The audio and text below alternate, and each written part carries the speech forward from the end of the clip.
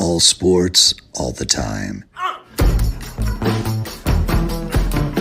There's heroes and there's legends. Heroes get remembered. Legends never die. This is the Spoken Podcast. Hold your ears, folks.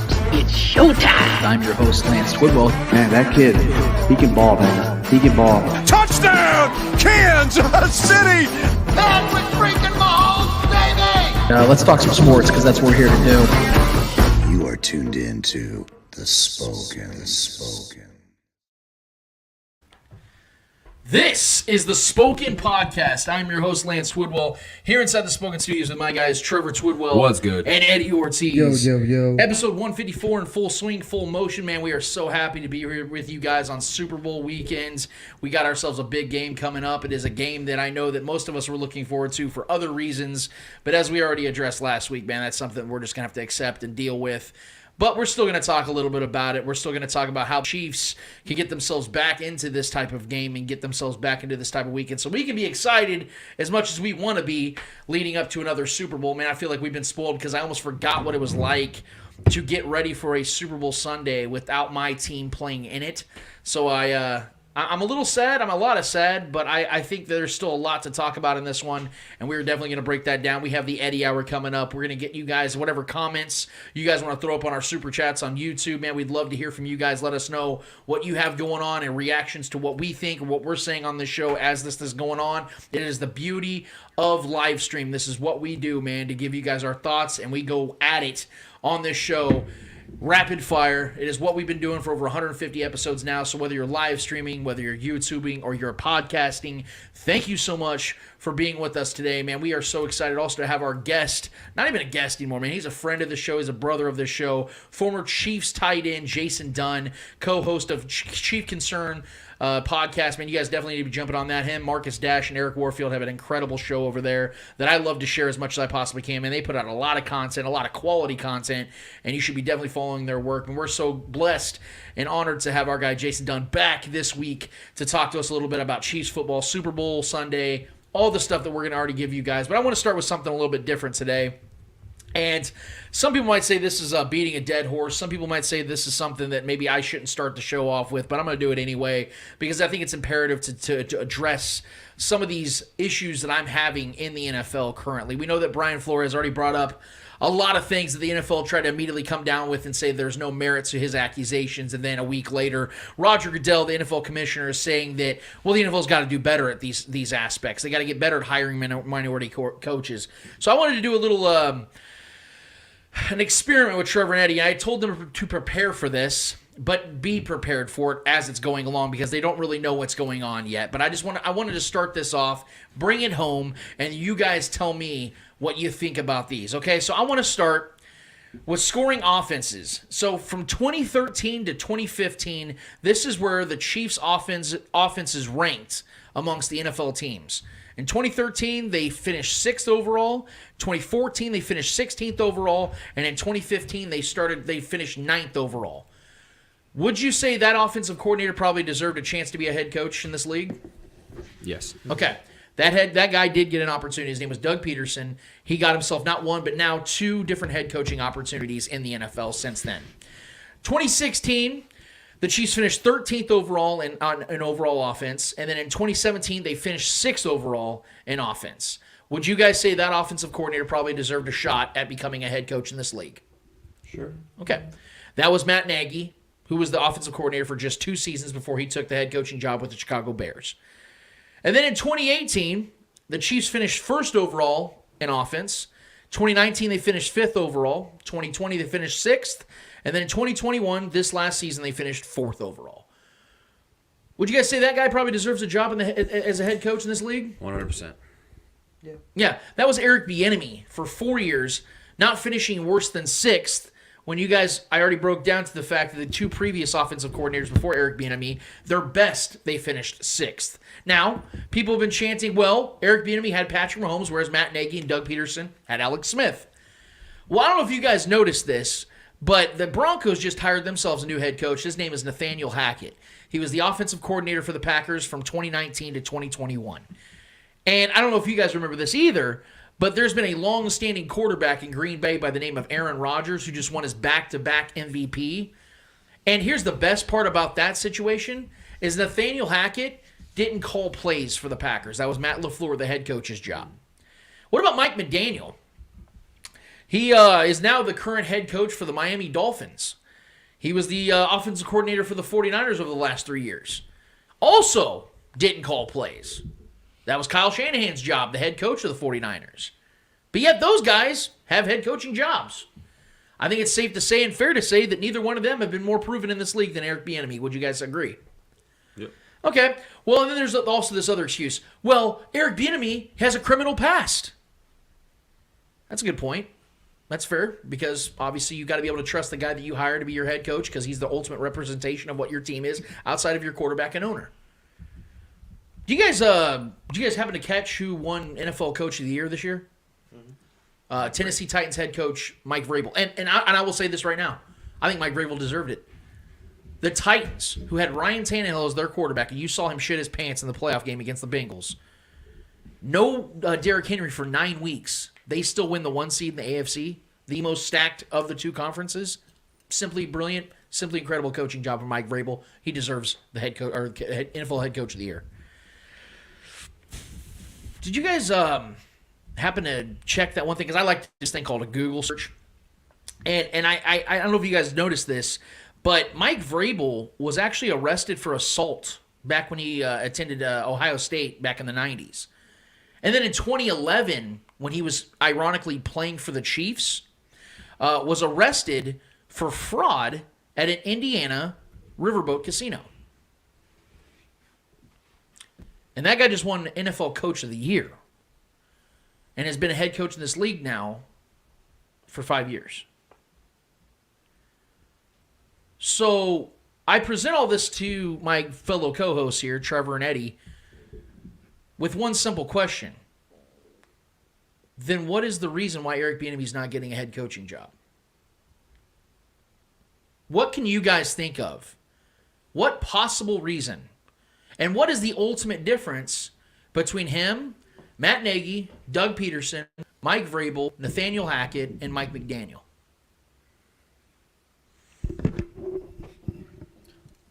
You guys let me know.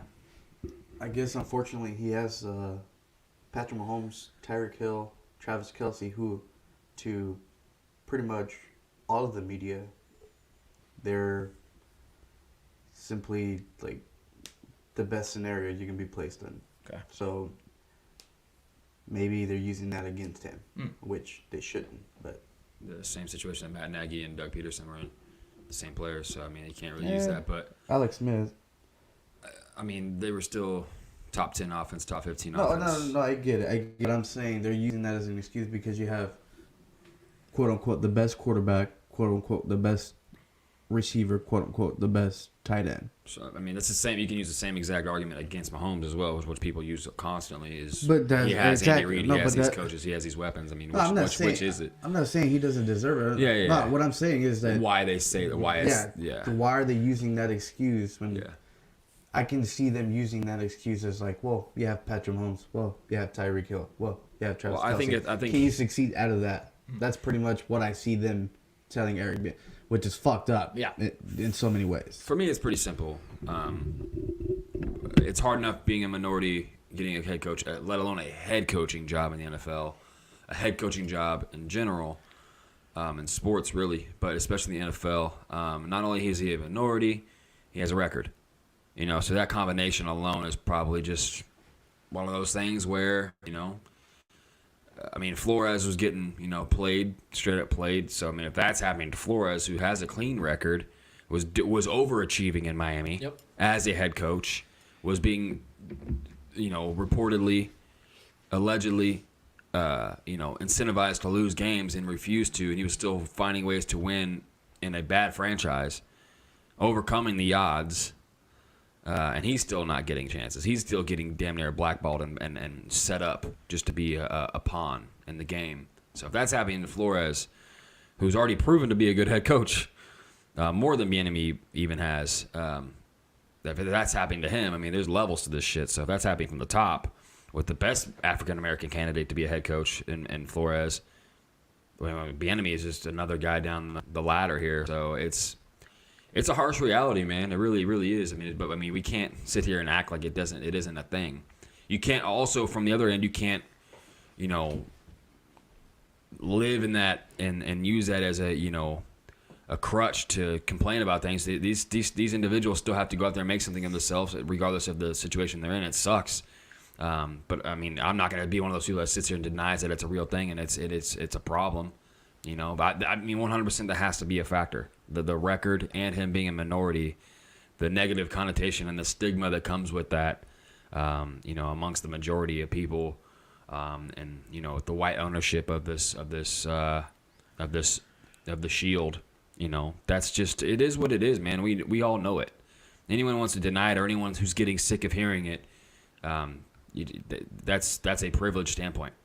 It just is. That's why I wanted to start the show off with this particular conversation, because there's also the fact that the Chiefs now have an opportunity to move forward either with or without Eric Bieniemy, because he has an expiring contract. And as I was on the Artist Chiefs show last night with Arrowhead Tom from Kingdom Says, who was just on our show last week, and I had broke this down about how it really sucks that we're in this situation where we even have to address the scenario that the Chiefs may not bring Eric Bieniemy back because of the fact he should already be a head coach in this league.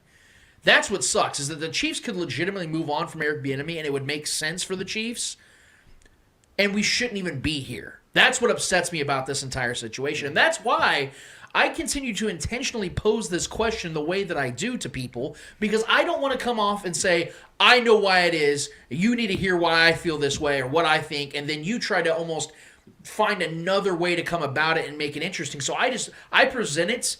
I've put it on the Spoken on our Facebook group and on Twitter, and it's interesting to me that the automatic responses I get are people assuming what I'm trying to say and posing the question. Because posing the question is just posing the question. I'm coming at it, I might have my beliefs, and people might understand what my beliefs are. But me posing the question is me simply asking, okay, where do you see it coming from? How do you see it playing out, and why is it playing out this particular way? And I can't seem to find a single reason outside of what I believe it is as to why it's happening. Because of the fact that, as I named, it isn't even just Matt Nagy and Doug Peterson that were here. That not only were the OC for fewer years, but the results were far worse. And they weren't even bad. They did have Alex Smith, which is a much tougher job than having Patrick Mahomes. I agree with that. But to add to these other coaches that have gotten head coaching jobs, when one, they weren't even calling plays in their offenses, and two, had Aaron Rodgers and guys like that, and geniuses like Kyle Shanahan making them look better than what they really were. Now, Nathaniel Hackett and Mike McDaniel and Josh McDaniel and these other white head coaches that have gotten jobs, some of them for the second time, like Dennis Allen and Josh McDaniel, they could end up working out. But see, that's the point. It's about getting the best man for the job, regardless of what the man looks like. Mm-hmm. And you can't tell me for a single second, with all conviction and all honesty and truth in your eyes, that you think that Nathaniel Hackett or Mike McDaniel or Matt Eberflus or any of these new one-time hires, first-time hires as head coaches are more proven in this league than Eric Bieniemy. And again, I'm not shitting down what Mike Vrabel went through and what he's done in his past, because I do believe that Mike Vrabel, once again, deserved to be Coach of the Year this year. He had my vote, and I think he's a damn good coach, period. And I think he deserved the shot, period, because he worked his way up as a player, assistant, and then became a coach, and has done a great job. He's been to the AFC Championship. He's been to the playoffs 4 straight years, but he has a past. And for me to sit here and listen to people tell me that Eric Bieniemy doesn't have a job because, he did have that 25 years ago situation. If that's really the thing that's keeping him back from being a head coach in this league, why is he okay enough to be an offensive coordinator? Where is the line drawn? Where do we finally go, okay, well, because of your past, you can only get this job. You're only qualified for this job. After that, nope, can't be a head coach, man, because you got arrested a couple times. Well, what about Vrabel? That's the point I'm trying to make here. If it's about the best man getting the job regardless of their skin color, then why aren't the best men getting the job regardless of their skin color? That's what I don't understand. 29 different jobs, 22 different franchises, and 7 of them twice passed on Eric Bieniemy.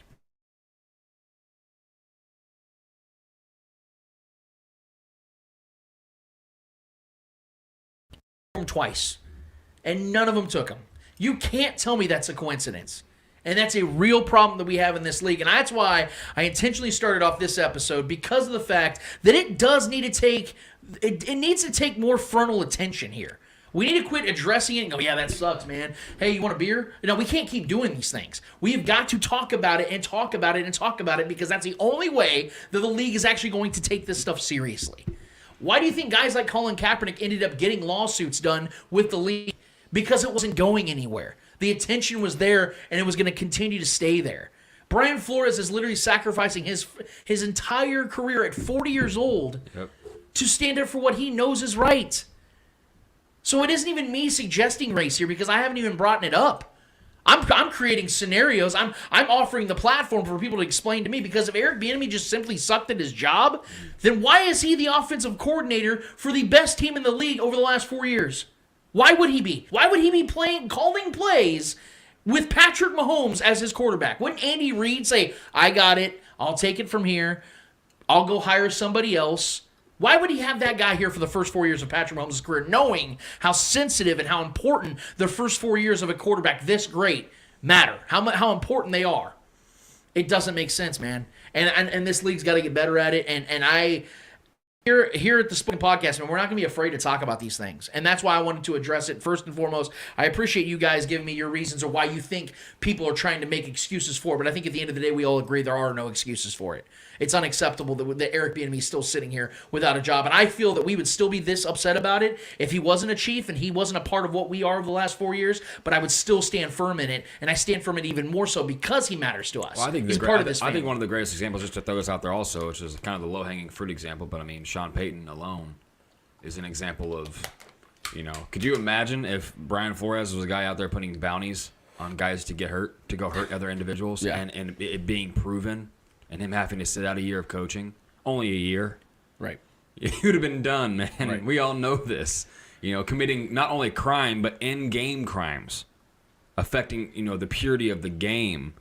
And Sean Payton was the coach the next year after a year off. Like, that's crazy, bro. The whole defense was suspended, wasn't it? Like, for the whole year? A lot of the guys were, Yeah, a lot. Not They the had whole audio defense, but- recordings of Greg Williams, I believe was his defensive coordinator, and he. So we have Flores being blackballed and taken out of the league, and he's being incentivized to lose. But we have one coach on the other hand who's also incentivizing players to hurt other players. Right.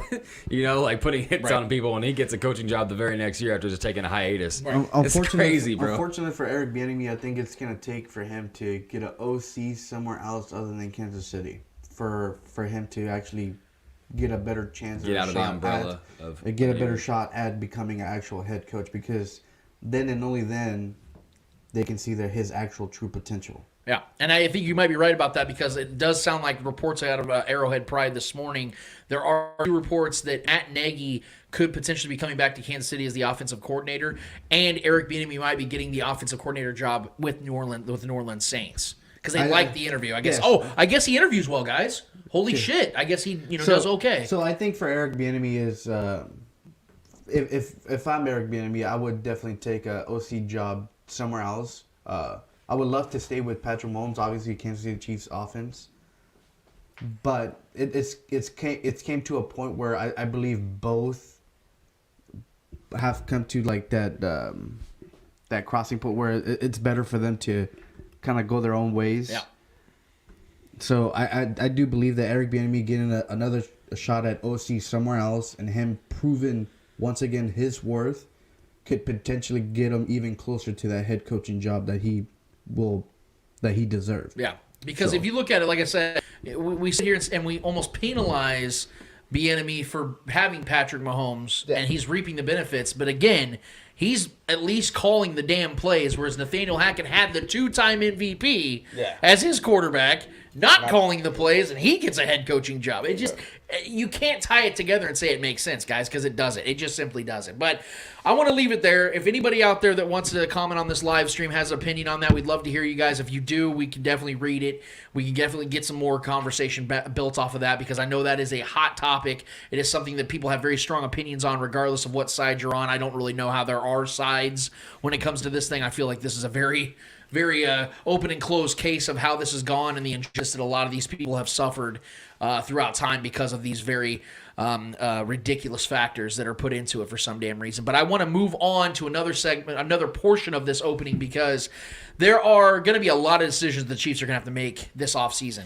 And I told Trevor and Eddie this week, man, get prepared, guys, because what I want to do is I don't want to waste any time this offseason. I want to get right to it. I want to get right to the meat of what this offseason is going to mean for the Chiefs moving forward for next season and for the next 3 to 5 years, because I think it's very pivotal what they do in this offseason that's going to determine the outcome of the next 3 to 5 seasons for the Kansas City Chiefs. We know that Patrick Mahomes is not going anywhere except up, because he's going to continue to be, in my opinion, and to a lot of people's opinions that have two working eyeballs, the best quarterback in the league, and is going to continue to flourish and develop into a much better quarterback. And I don't believe you're going to see second halves like that in big games very often from Patrick Mahomes. But now that is something we have to consider. So the Chiefs are going to have to get a little bit better around him on offense and set him up for more success on the offensive side, but also on the defensive side as well. We know that Tom Brady, the most successful quarterback in the history of the NFL, won 7 Super Bowls and went to 10 total, and never even got to a Super Bowl without at least a top 15 defense,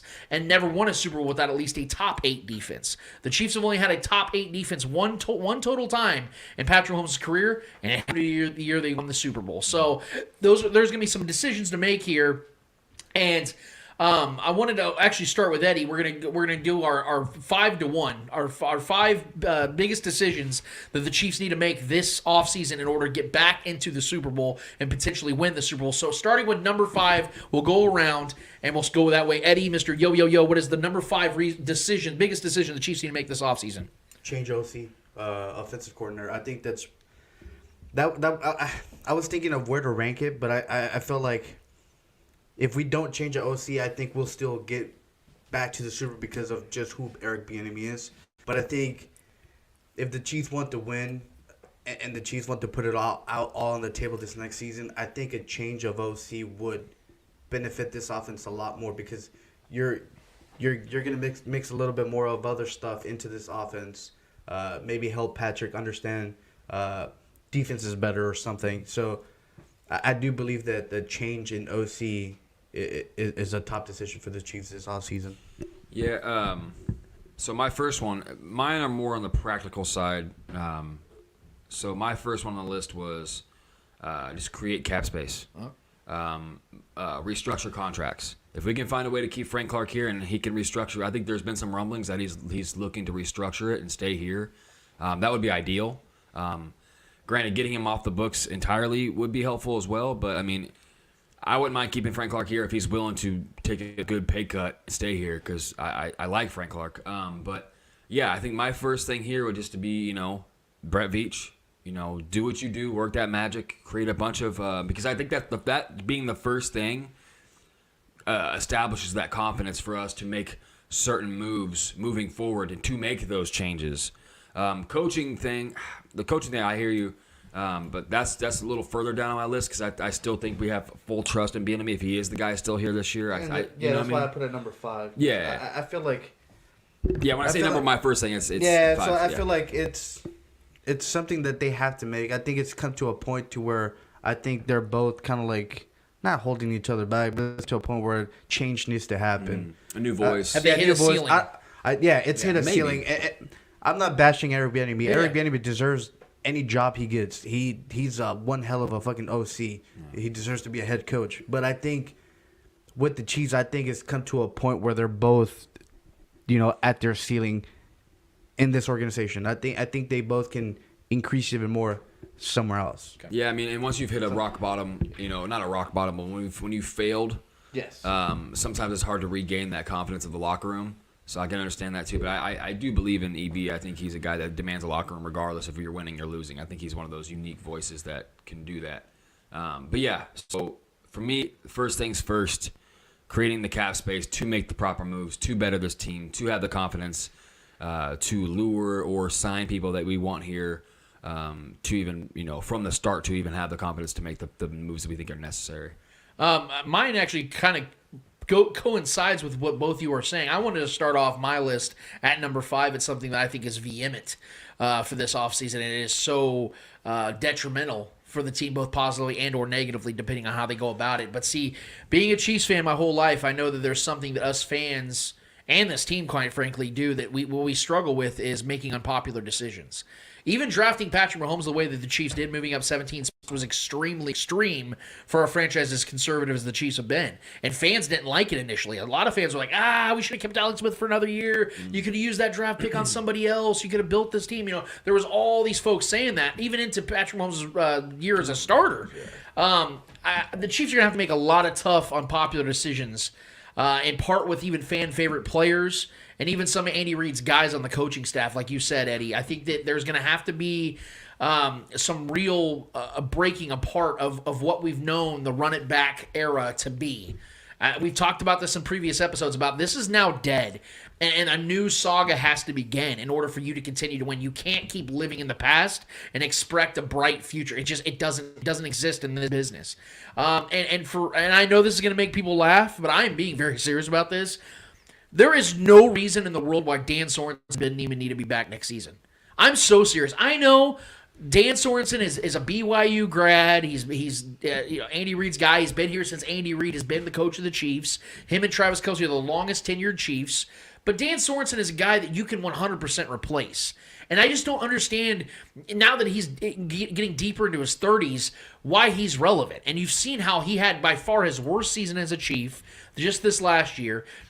Offenses just pick on him every single time he's on the field. And Ben Niemann, I understand that there's this mindset that Spags has on his defenses that, well, I'd rather have predictability than unpredictability, which I understand. You want to have guys out there, you know what their tendencies are, you know what they're going to bring to the table. But if they suck, replace them. Like that's where I'm at now. I understand depth guys, you're not going to get stars across the board, but you can find adequate replacements of those positions outside of guys like Dan Sorensen and Ben Niemann that have already been at their best and they're no longer at their best.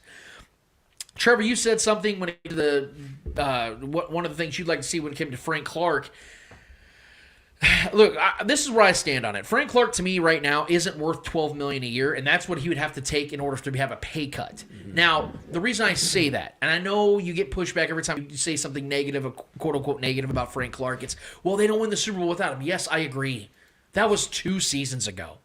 And in his last 198 defensive snaps in the playoffs, he has 0 sacks. Frank Clark is not living up to a contract, guys. And he, quite frankly, not only is he extremely overpaid, now I feel like if he gets $12 to $15 million in a pay cut, restructure, that's still too much. Because he's probably going to get suspended this season, which means you're going to have 3 to 4 games without him. And I just don't believe that Frank Clark, now coming off a season of 4.5 sacks, is just going to turn around at 29 years old, 29, 30 years old. I don't see it. I would rather the Chiefs move on from him. I know that one is a little less controversial than these next ones, but Byron Pringle, D-Rob, and Charvarius Ward, I know are fan favorites. I know a lot of people love the local aspect of Byron Pringle. I would like to see the Chiefs get upgrades at those positions. Wide receiver is a position the Chiefs are going to answer and answer often, I think, in free agency and in the draft, maybe even in a trade. I think that Byron Pringle, if he wants to stay, that's fine. But if it comes down to him and spending money on him or like a Juju Smith-Schuster or a Mike Williams or a guy like that, I would much rather the Chiefs go. Yes, and Allen Robinson. Guy like that, I'd much rather see them do. Charvarius Ward, a really good corner, a good cornerback too, but he's not a cornerback one, and he's going to make cornerback one money in free agency this year, $9 to $12 million per year. The Chiefs are not giving him that because you've seen that Brett Veach doesn't value corners like that. And giving what the Chiefs gave up to get him in the first place back in 2018 was Parker Ingerger, who's I think on the Lions practice squad now, who's played like 2 games since. You can go and find that guy again. So I know those aren't fun, topics to go on. I know those are fan favorite guys. The Chiefs have got to upgrade at these positions because they've squeezed those oranges as much as they can. I think the juice is out on those guys, man. I really do. And here's the biggest thing, guys, when it comes to unpopular situations. I think the Chiefs need to really consider making a change at defensive coordinator. I'm not saying they will, and I'm not even saying they should make a change. That's not gonna happen. I think they should consider it Reason being, number one, Bob Sutton. See, when Bob Sutton first came here, the Chiefs had 7th and 9th ranked defenses. And you're thinking, oh, Bob Sutton's got this down. Well, then the defense started to get older, and then there was new pieces coming about. And then all of a sudden, Bob Sutton had one of the worst defenses in the league on an annual basis for his remaining 3 years. There was no changes. Andy Reid wouldn't make changes because Bob Sutton's his guy and all these other things. And then it cost the Chiefs a chance at a Super Bowl. We can't have that mistake again, guys. And I'm not saying Spags is Bob Sutton because God knows he's not, and God knows we don't win a Super Bowl unless the Chiefs make the change from Bob Sutton to Steve Spagnuolo. Because Steve Spagnuolo has brought a difference in this defense, and I respect him for everything he's done. But in year 3 of his defense in Kansas City, they were 29th in sacks. And Steve Spagnuolo was a defensive coordinator who's known for what? Getting pressure and getting to the quarterback. But Go ahead. No, I was just saying, it's hard to that. Honestly, I think that was more of a player problem this year because we were one of the top teams in pressures. Guys weren't finishing plays. That's not Spags' problem. He's drawing up the right plays. Chris Jones, I mean, our defense did their part in this game against the Bengals. 27 points, I'll take that all day, every day against the Bengals. We just weren't getting the sacks. So I think if we got the sacks and Chris Jones made those plays, Frank Clark got there and made those plays, and we finished the plays, we'd be praising Spags right now. It's hard. We got the pressures. Guys weren't finishing plays. I agree with Trevor on that. You know I think what I mean? it's more of a player problem than it is a coach problem because the pressure was there. We were getting to the quarterback. We were like 31st just in sacks could this year. not, for the love of God. Guys weren't finishing plays. And a lot of people are bashing Chris Jones for not finishing the sack. But at the same time, why is he the only one getting there? Yeah. Where's his help? Right. I'm all for, He's a mobile. He's a fucking sneaky little quarterback that can get away from anybody. So you need to have at least 2 guys try and get there. He can't. It's not a one-man rodeo. Yeah. I hear you though. I am all for fresh blood. I like new voice and new motivation. Like sometimes that's just nice to have. Yeah. But I'm also thinking about the development of Bolton, Gay, and these guys that are already kind of starting to gain their traction within this system of Spags. And Spags obviously has been vocal about his love for both those guys. I think those are our linebackers. So those are our linebackers for the future. So changing that up now might stifle their growth. I look at it like this. Against subpar, mediocre, average offenses, the Chiefs' defense was incredible this season. Yes. Against really good offenses, they were terrible. The Bills averaged 37 points a game against the Chiefs this season. Yeah. And that's going to be probably the team that you have to look at for the next 3 to 5 years that's going to be the biggest team the Chiefs are going to have to overcome on the AFC side of things with Josh Allen emerging. And I have a problem, especially you have 3 home playoff games that you were giving up 28 points per game. You only had 5 total sacks, and 2 of them came against Ben Roethlisberger in the wild card round. That's a problem. When Joe Burrow gets sacked 9 times the week previous in Tennessee, you only get 1 sack on him in the second and the game after. And like you guys said, they couldn't wrap up, so that is a player problem. Mm-hmm. My problem, though, is sometimes that is a reflection of the scheme not working. Yeah. Because these players aren't giving it their all because they don't think that it's going to work. I'm not saying that's the case. And again, if the Chiefs retain Steve Spagnuolo, which more than likely will be the case, probably, yeah, I'm okay with it. But I think that you need to weigh out all options because, again, this is a controversial, unpopular type of situation that I'm presenting here because there's also guys out there that I think would be upgrades. For one, Brian Flores. Yes. I think if you brought Brian Flores in here, this defense would get better. Yeah. Vic Fangio would be an upgrade. For sure. So no offense to Spags, I think he's done a damn good job. Mm-hmm. But if there are more qualified applicants out there that you can't add to your equation that can make your team better and more prepared to get a Super Bowl run, you got to do it. So that's all I'll say. If they keep him, I'll be happy because I think he's still good at his job. But there are guys out there better, and the results, to me, are squeamish enough for me to sit here and go, yeah, maybe we should take some Dramamine here. You know what I mean? Maybe we should help ourselves here and kind of balance things out. That's all I'm saying. And that's just my number 5. It can reflect the mentality of the coach. Sure. For sure. Let's move to number 4, Eddie. What is your number 4? My number 4 was cap space, kind of what Trevor said. We need to create that cap space if we're trying to sign these big free agents in the offseason, which obviously wide receiver is our number. I think wide receiver will be our number one target this offseason as another weapon for Patrick Mahomes, because we saw that once Travis and Tyreek Hill were the double covered, we couldn't do anything. We tried giving the ball to Mecole Hardman. He'll explode every now and then. It was just not consistent. Yeah. Pringle, same thing, not consistent. So we need that weapon that can take that pressure from those 2 other guys. So kind of like have defense respect our other players, not just two players. So I think creating cap space for a wide receiver and, like Trevor said, defensive line, that has to be another major upgrade for the Chiefs this offseason. So, yes, creating cap space for future signings. Yes. Yeah, so mine's going to go right along that same vein and just continue to go in the same vein as my last one. So creating the cap space is the first move I think we should make. Second, so finding the right fit at free agent wide receiver. I have a very good feeling that Sammy Watkins is going to be in the Chiefs uniform this next season. I think he's going to be signed on a vet min. I think it makes a lot of sense. I think he's only going to cost us like $3 million. I just don't. He's just going to be floating out there. Why not? For him, I know it makes a whole lot of sense for him to come back here, and I think because he knows the system. And the bridges weren't burnt. I think he would come in and be the fourth receiver because we're going to go get a Juju. We're going to go get somebody, and I think him, playing 3 healthy games in the year, he can have big moments. No, just kidding. But I think that's definitely a possibility. That's just a throw in for me. Yeah. But my next step is signing a free agent wide receiver, a big name free agent wide receiver. Because we all know we don't know what's going to happen in the Super Bowl. If the Rams lose, Odell is a free agent. I would gladly take Odell. I would gladly take Allen Robinson. I would gladly take whatever happens with Amari Cooper. That's shooting for the stars. I understand that. But Amari Cooper, Michael Gallup's still out there. I know he's hurt. Michael Gallup is a stud. Great deep threat guy. Godwin. Yeah, Godwin's another banged up guy. Mike That would Williams. be, I think Godwin would be my favorite pick. But I know he's coming off an injury, but that guy is so talented. He's just reaching his prime years. He's incredible. But there's so many guys to pick from, man.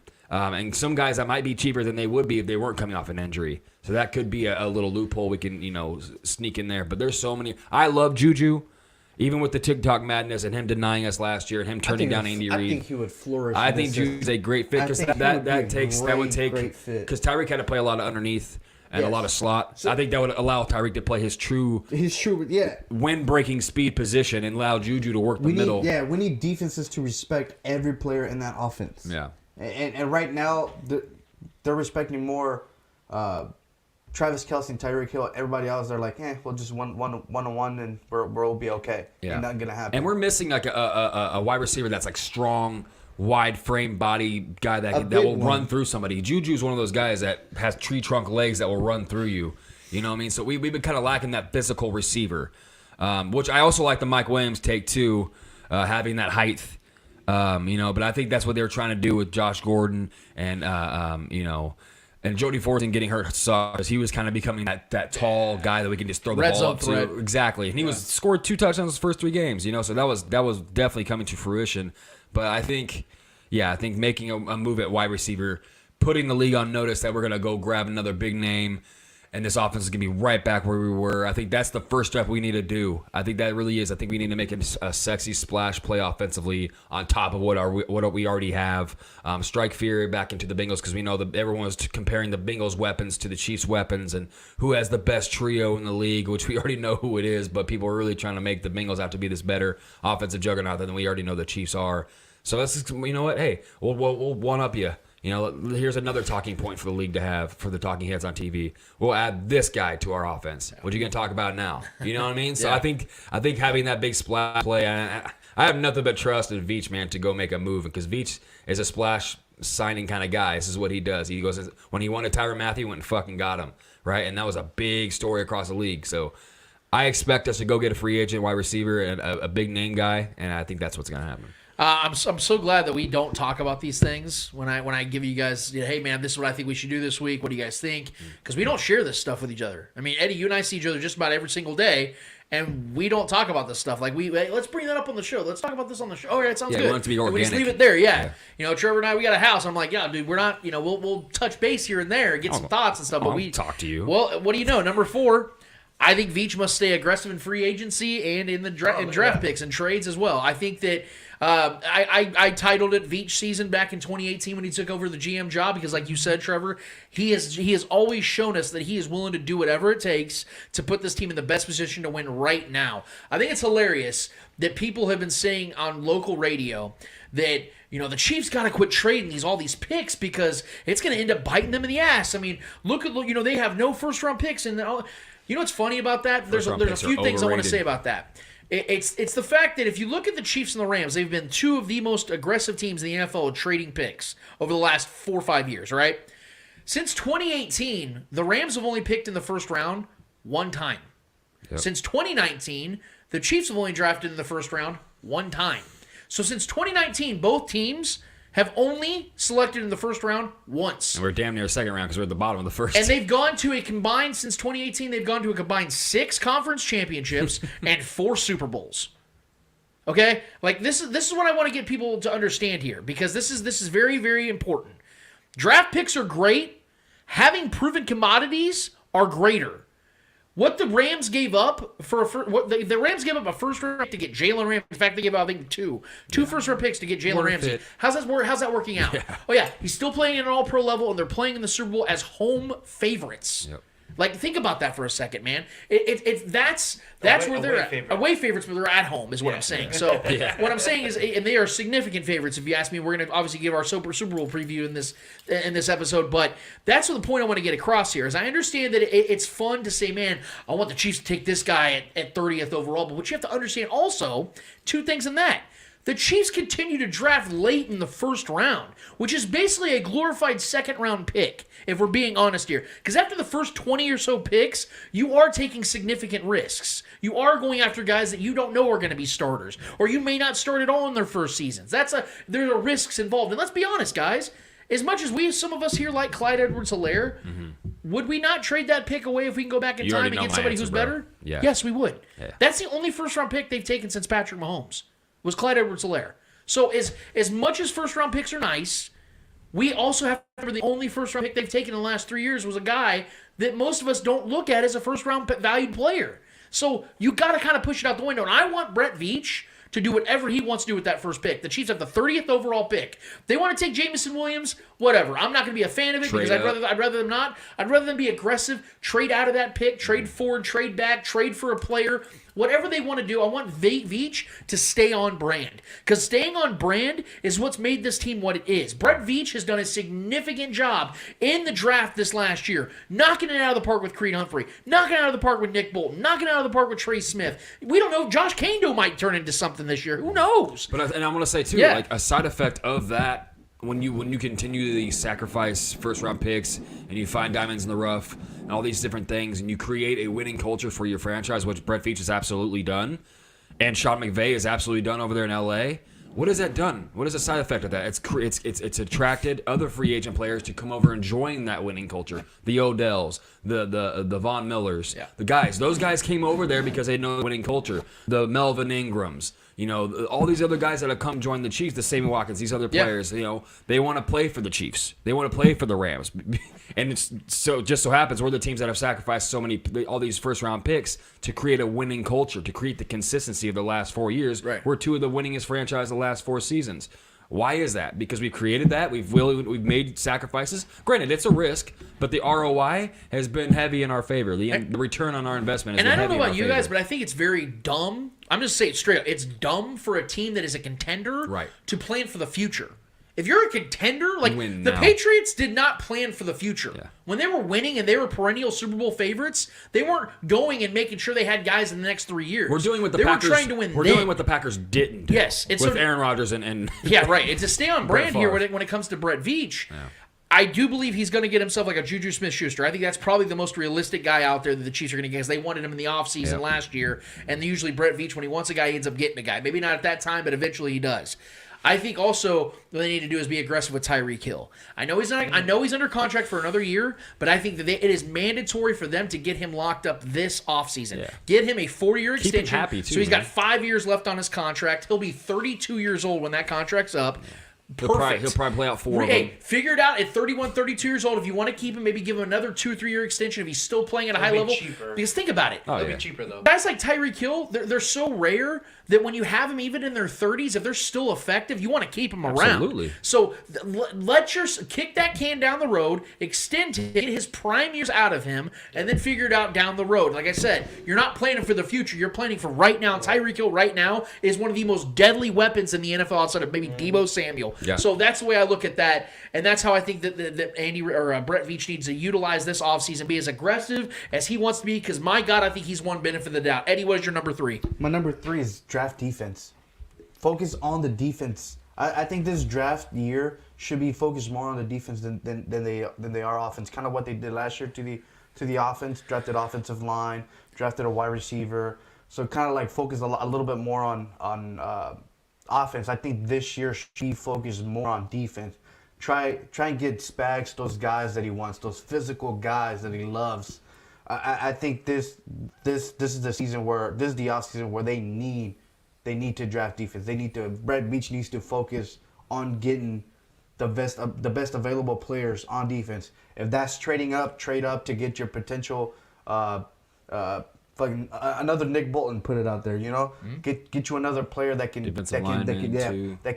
be that explosive player. So I do think that a decision the Chiefs should have to make is draft defense.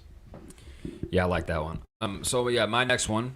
I mean, obviously, my last one was go sign a free agent wide receiver, which I fully am confident that we're going to do, and I fully am confident that we're going to do this next one also, which is sign another big name defensive lineman. I think we need to go get another free agent defensive lineman. I think we're going to do both. I think we're going to get a nice name wide receiver wise, and we're going to get another nice name. Whether I think a lot of that coincides with whether or not we dump off Frank Clark's contract or not. But if we do get rid of Frank Clark, I'm 100% sold. We're going to go get another big name. Anthony Hitchens also will be off the books with $8.5 million. For sure. I'm fine with our linebackers. I'm 100% good with moving forward with Willie Gay and. Yeah. We'll probably go get another veteran linebacker. There's a lot of people. There's a lot of names out there this offseason. So defensive linemen, though, I mean, there's the Chandler Joneses and guys like that. The veterans that would love to. And bringing back Melvin Ingram, I think, is a great move. He proved that he has a lot of juice left in the tank. But I think I do think we draft heavy defensively. I think that's already been Brett Veach has already been kind of making that very clear in his conferences. So. I fully expect that, but I do think we need another dominant defensive lineman that's proven in this league, and I think there's going to be some names out there that will make some moves, whether it is a trade, whether it is just a straight free agent. I think Brett Veach is going to be he's that wheeling and dealing guy, man. He's gonna go for the guys that he likes and guys that he thinks would make this team better, and I have full confidence and trust in him. But I do think that is the next move. I think the two free agent big moves we make, we're going to have guys that are like, low-key signings and things like that. But I think the two splash ones are a defensive lineman and a wide receiver. And I think those are our two biggest needs. And I think we're going to go get two big names. Yeah, and I like that a lot. Go ahead, Eddie. He kind of just took my number 2, but I'll just kind of add on. Yeah. I think for my number 2, I put trade for a big name on defense. I think there that's... Could be a trade or as a free agent acquisition. We could potentially lose Tyrann Mathieu. So I'm looking at it this way: if we lose Tyrann Mathieu, we have to have a vocal leader out there. You can even look at it like that. That is signing a big free agent defender. It's getting Tyrann Mathieu back. I think we figure out a way to do that. We have to figure. If you're going to spend money in free agency on a defender, why wouldn't you be focused on Tyrann Mathieu? Yeah. So I think trading for because that is like I'm picturing Tyrann Mathieu out of the Kansas City Chiefs. I'm picturing, the Chiefs need to go get a vocal leader, kind of like what Tyrann Mathieu was to this defense. Because if they don't do it, we saw what happened to the Chiefs when Tyrann Mathieu was out with COVID. That defense just or against the Bills when he got the fucking defense just exploded. Yep.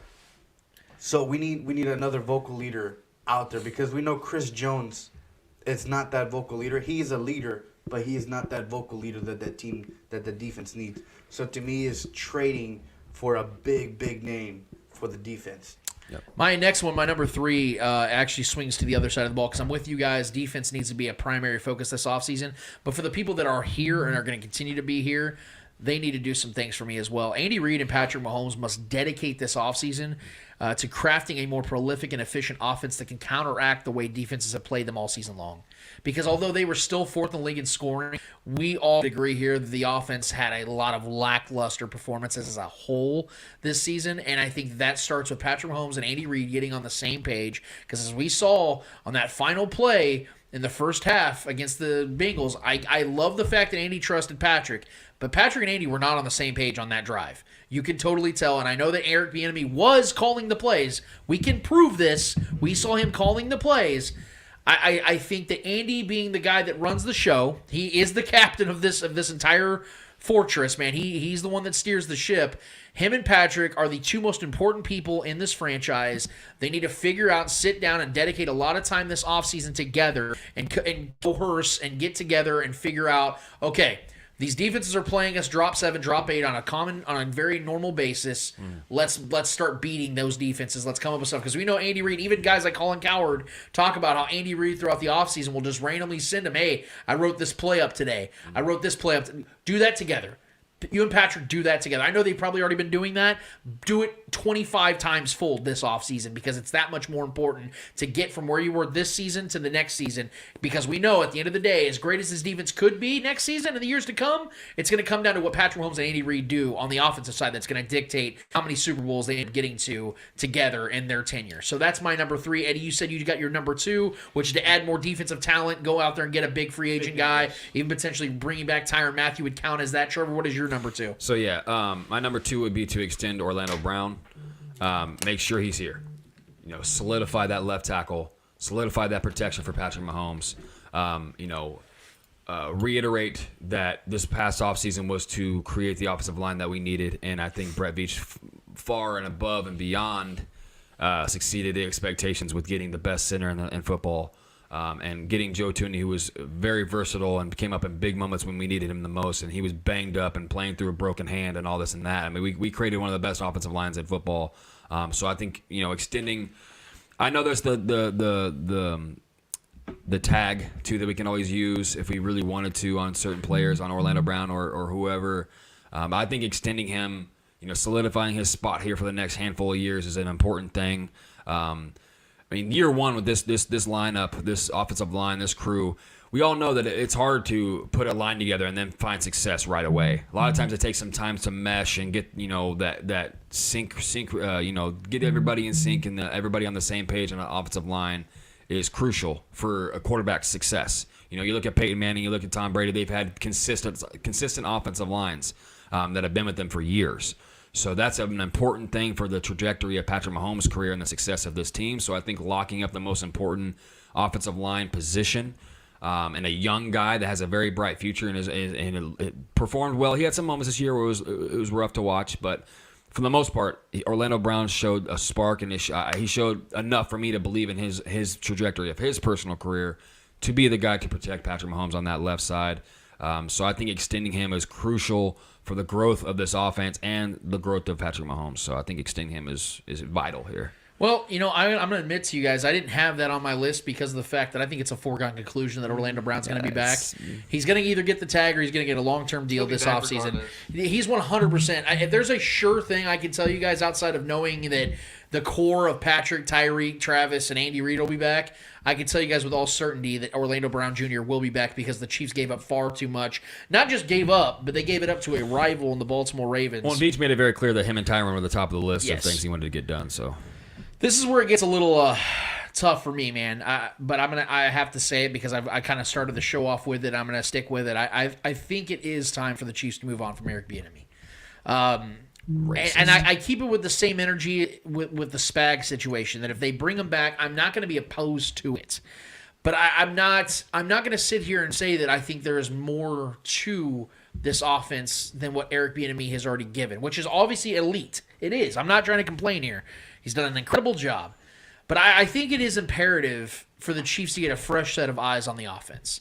I would like, preferably, to have somebody that I would like Andy Reid to do something that he's not used to doing, which is hire somebody that's on the outside, an outsider, somebody that's either never been on his coaching staff and can give him a fresh look at his advanced age. Maybe, sometimes old dogs need to learn some new tricks every once in a while. Either that or somebody that hasn't been on the coaching staff for some years, like Matt Nagy. If Matt Nagy was to come back, I would be okay with that because I think Matt Nagy could give them a fresh perspective. He's had success here. He hasn't been here with Patrick Mahomes, right. So he doesn't really. He was technically on the staff with Patrick Mahomes, but he wasn't. Patrick Mahomes' rookie year, he didn't play. So Matt Nagy's never been able to coach Patrick Mahomes. I think there might be a fresh set of eyes, a recharge, a reinvigoration between Matt Nagy and Patrick Mahomes. You never know because we know what it is with Eric Bieniemy. It's very good. But if we want to see this offense take the next step and everything I've already been listing off, if Andy Reid and Patrick Mahomes are going to dedicate this offseason to counteracting the counteract of the defenses, I think they need that third-party member to come in and say, hey, guys, from a distance, this is how it looks. And I want to bring this to you because I think the best way that this offense can counteract the way I'm proposing it. So I want to see Eric Bieniemy get another job. I think the Saints, because according to Jesus Christ, Arrowhead Pride, our guys, the biggest name out there with news, Chiefs news. They had that report that the Saints really did like Eric Bieniemy. They did end up going with Dennis Allen, who's 8-28 in his career. I don't understand it, but he is their defensive coordinator. If they were to hire Eric Bieniemy, familiarity is what it is. If they were to hire Eric Bieniemy as their OC, I think that'd be great for Eric Bieniemy because, like you said, Eddie, maybe getting out of the Chief Patrick Mahomes umbrella could really, actually, ironically and weirdly enough, help him get a head coaching job. I think that's what needs to happen for all parties to advance. That's my number 2. Our number ones, Eddie Ortiz, what is yours? My number 1, I'm surprised nobody said it, but run the fucking ball. I think this year we have to focus on our running game because without the running game, the Chiefs have struggled. Yeah. We saw it against the Bengals game that the Chiefs were running the ball successfully, and we were up 21-3 at one point. Once we went away from the running game and started getting cute and getting all these little passes and trying to force the ball to where it shouldn't be forced, it started costing us. It started costing us more, and the Bengals kept capitalizing on it. And obviously in the second half, we ran the ball a few times, and we did pretty good. Yeah. So I don't know what happened, why we went away from the running game. It happened all season long. It's not like it happened just on the AFC Championship game. No, that's something that Andy Reid's been dealing with since the beginning of the season. They just cannot run the ball. They go away from it. I don't know if they don't like it. I don't know if it's because it's Clyde. I don't know why they go away from the running game. I think that has to be the number 1 priority for this Chiefs offense is be able to run the ball. Give Patrick Mahomes opportunities to chuck the ball because the defense will have to respect the run game. Therefore, they would have to send more people and pressure. So that will kind of free up the back for Tyreek, Travis Kelce, and potentially another wide receiver out there. So if we can get a running game, this would only elevate this offense to what we obviously know it can be. So I think a running game is a crucial thing for me. I agree. So my final one, my number 1 on the list, it kind of goes with what you're. So I want to touch on the Bieniemy thing first because it kind of leads into my final point. You already kind of made this point, but I'm going to add a little bit more to it because I think this is the most important thing heading into the offseason and what we need to address this offseason. But I want to touch on the Bieniemy thing first because it leads into this. So this may sound controversial a little bit, but I don't think in an Andy Reid coach team, I don't think the OC matters that much. Because the OC, what they are doing, and we've seen it, never once has an OC left the Chiefs franchise and like, oh, what are they going to do without Nagy's offense? What are they going to do without Peterson's offense? No, it's Andy Reid's offense. And these guys are reiterating Andy Reid's plays. Andy Reid is the offensive coordinator of this team.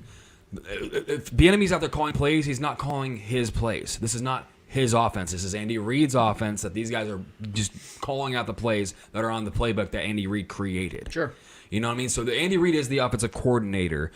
He's not the one. Maybe he may not be the play caller during the games, but it is his offense that he has on the sheets that these guys are calling. Granted, I know situational football, the OC is the OC in those moments. Sometimes Andy Reid may veto a call and make his call and what he thinks is the best play, and that happens. That happens on most teams, whether defensively or offensively. That's why I don't think if we're with or without Bieniemy, it doesn't bother me that much. I would like to see Nagy back, but if we keep Bieniemy, I'm 100% fine with that too because this team has done nothing but succeed in this league, and I do expect them to create new things and adjust on this offseason. So I just want to say that. I think that's kind of like the maneuvering around of the OC doesn't really faze me much because I think this offense is going to be what this offense is because of the mastermind that is Andy Reid. But there are pros and cons to that as well. We saw that in the Bengals game. So with that, my number 1 is Patrick Mahomes' mindset and mental growth as a quarterback in this league and as an elite quarterback in this league. Because when you have the success that he's had so early, the confidence is already there, man. It's established. It's built in him. It is what it is. He's a winner. He's a guy that is competitive, has an edge, and believes in himself more than anyone else can believe in him possibly. Yep. And that's what we love about him.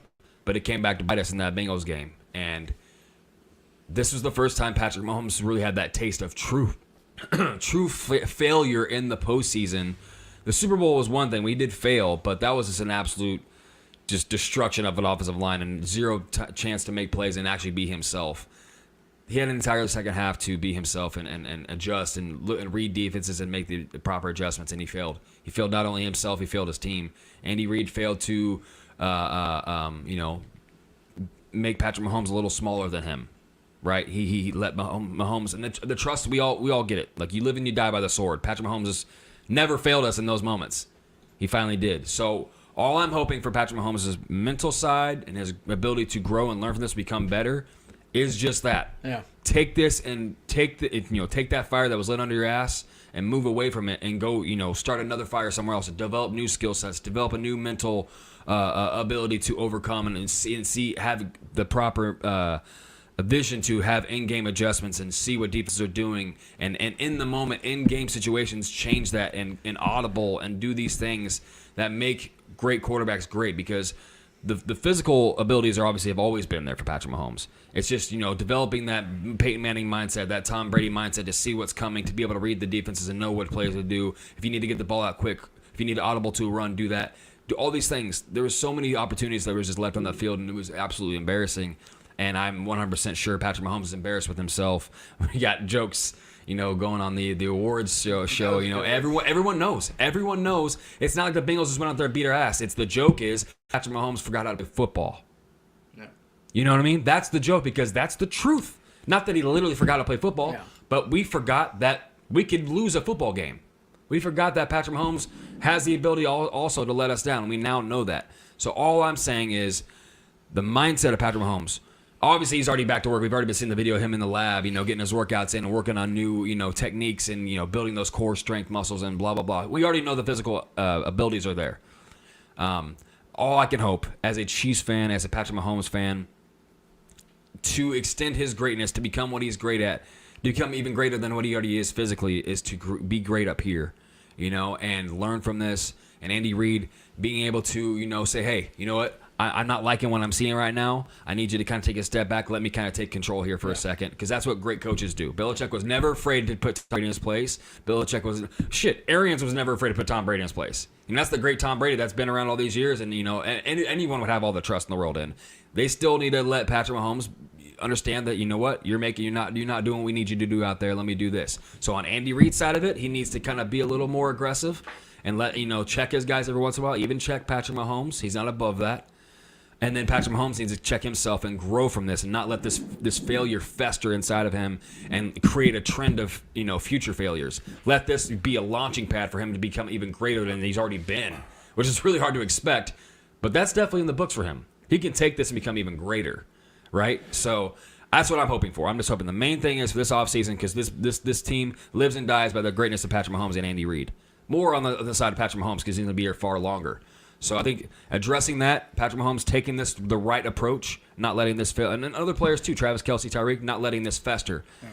Let it fester, but in a good way. Let this create a new burning desire to get back out there and win, because we're used to winning. But now how are we going to handle a massive failure and a letdown?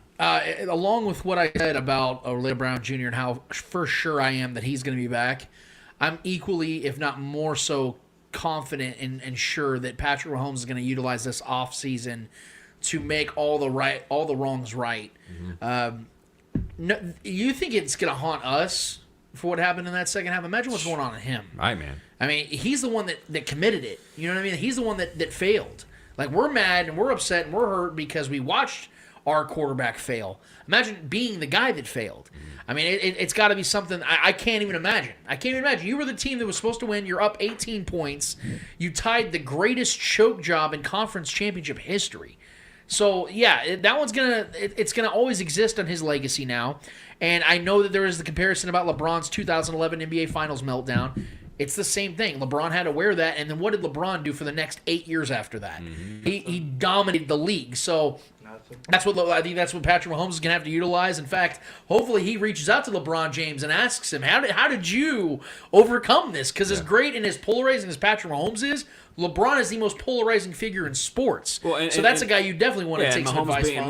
Mahomes being in a unique position, which is why I'm just as confident as you are that he's going to do those such things. As he grew up around a professional athlete father. His mentor is fucking A-Rod. Yeah. These guys that have been through controversies and have overcome things and have been winners and losers in the league. So I fully believe that. I just think that if I am running the Chiefs franchise, my main concern is Patrick Mahomes' well-being and his mental state, how he's addressing and how he's willing to overcome and get better and overcome that maybe biggest failure in franchise history, right? Maybe the biggest blown lead in franchise history. So one of the biggest choke jobs in NFL history, if we're being honest, as far as how us being the home favorites and all that. So that's a tough thing to overcome, man. This can make or break certain athletes. You know what I mean? So I have full expectation that he's going to overcome that, but I just want to see it. Well, one thing I'm not very confident about, because I know this man is unfortunately set in his ways, and sometimes it's been to a fault and to a detriment of his own team, even though he's great, and it's somebody that I love to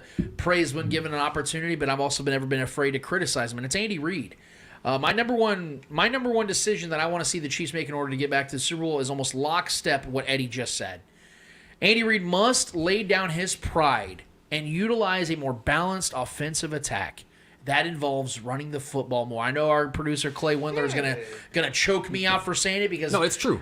People don't like running backs. Running backs don't matter. But what's funny is that in the same breath, so many people think that Damian Williams should have won Super Bowl MVP. It's funny how the greatest offense the Chiefs have had ever was when they had Kareem Hunt in the offense with Patrick Mahomes. They were averaging 37 points a game until he got cut. So they do matter. And the running game does matter. And Andy Reid needs to know this. And Matt Nagy was a guy that liked running the ball. He went to the playoffs twice with Mitchell Trubisky as his quarterback with Chicago. How do you do that? You run the ball. And Mitchell Trubisky was a mobile quarterback. So is Patrick Mahomes. I'm not just saying it has to go to the running backs. I'm saying utilize Patrick Mahomes a little bit too. I liked seeing Patrick Mahomes running the ball against the Bills. You know why? Because it opened up the offense and the Bills didn't have an answer for it. Do I like seeing Patrick get hit? No. So what I'm saying is Andy Reid needs to spend this offseason going, okay, I've been a head coach of this league now for over 20 years. I've had a lot of success, but I've also had a ton of blunders. And in fact, he's got 3 of the 6 biggest choke jobs in playoff history. And one of them was just this year with the team that should be in the Super Bowl. That's a problem. And Andy Reid needs to realize that a lot of times he's a part of the problem. And I think not running the ball in the AFC Championship in the second half only 9 times, especially with the first round running unacceptable. Back. Yeah, first round running back. You drafted running back in the first round just a year ago, and you don't treat him like a first round running back. Yep. It makes no sense. And we know that Andy Reid in the past has utilized running backs in the pass game. Do that more often too. They're spotting you 5-6 yards every time. It doesn't make sense. 9 rushes in the second half, you were getting 6.5 yards a carry. You had a 21-3 lead at one point of the game. They're dropping 8. I don't mean to keep bringing up. I don't mean to keep up. Hey, I don't mean to keep bringing up. I know, man. I don't mean to keep bringing up Tom Brady. I don't mean to keep bringing up Tom Brady. Yeah. But do you know why he's won 7 Super Bowls? Run game. Go play back all the quote unquote highlights of Tom Brady's in the Super Bowls and playoff runs. You don't see them. You know why? Because he didn't have a lot.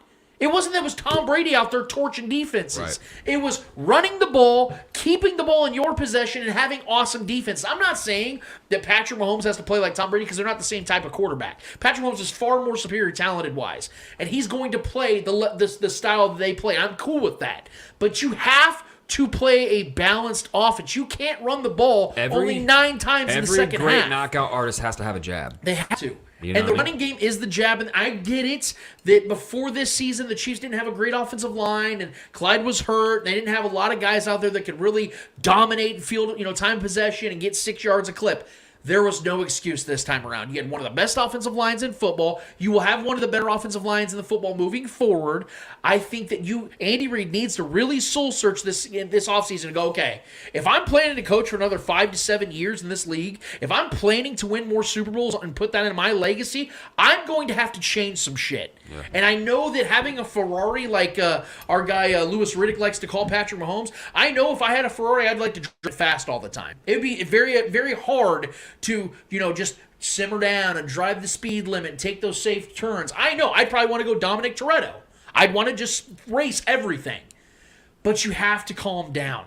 You have to in that moment, I will reemphasize, I love that he let Patrick cook on that last play of the first half, because more times than not, that's going to work. Well, more times than not, that's what we want too. But in the second half, Patrick Mahomes' hands. when you know your offense is frustrated and you left points on the board, you got to go, okay, guys, we're going in this half. We're not letting the Bengals go and have several possessions the second half. We're going to run the ball. No pun intended. Yes, we're going to run the ball. Honestly, I'm sick of the RPOs. I'm going to be honest with you guys. The RPOs, nobody buys them. Yeah. Look at it. Yeah. Jerick McKinnon on that play, the Patrick threw to Tyreek Hill, the sea parted. Would have walked in, The sea fucking parted. He was Moses. Yeah. And it was just there. And McKinnon literally just strolled right in the end zone. No one touched him. If Patrick just went with the RPO, it's there. But they don't use the RPO for running plays. Yes, it's always so pass. Mix it up. And again, Andy will forget more football than I'll ever know. Mm-hmm. But this is, to me, as a fan of this team and has watched this team choke in the playoffs multiple times over the last 9 seasons, I'm sick of seeing it because of the fact they refuse to run the ball when they should be running the ball. Yeah. Patrick Mahomes, I want to see. Trevor, I told you, I thought he was going to get 5 touchdowns in that game. He probably should have had 5 touchdowns in that game. At least. Travis Kelce was wide open on that last drive before OT. That would have been his 4th touchdown. Yeah. He'd have thrown it in the end zone on besides Tyreek Hill parallel. That would have been his 5th touchdown. So I'm not opposed to Travis or Patrick Mahomes going out there and chucking the ball around the field, because your best chance of winning is Patrick Mahomes throwing the ball. But set Patrick Mahomes up for the best case scenario and best opportunity for success by giving him a run balanced attack. 70-30, 60-40. Give me something. I don't want no 80-20, 90-10. I want balance. That's how teams win Super Bowls. Why do you think the Bengals, who have lucked out, we'll all agree here, they've lucked out in the playoffs, but they like to mix it up. The biggest touchdown of the night was what? A dump off to the backup running back. Perine. Yeah. Who has a badass beard, by the way, but he's not a badass player. That was a great play. Little dump off to him, and he ran the ball for like 40 yards, 44 yards. Yeah. You got to utilize your running backs. Because we were playing what? We were dropping everybody back in coverage, so that works, right? God damn it, dude. We're going to have our guy Jason Dunn on in just a second. We're waiting for him to tune in with us, man. I got a lot of questions for our Jason. I know Mr. JD is going to give us some honest answers. But in the meantime, what we're going to do is we're going to roll over to the Eddie Hour. I know Eddie's got some questions for us. So while we wait for our guy Jason Dunn, what is in the Eddie Hour this week, Ed? All right. Let's start with the obvious, man. NFC 271 tonight. We got Adesanya versus Whitaker 2. And then we also have Derek Lewis versus Tai Tuivasa. What are your predictions for tonight? I have never bet against Adesanya, and I'm not going to start. I think Adesanya is going to win again, and I think he's going to take care of business very early in this one.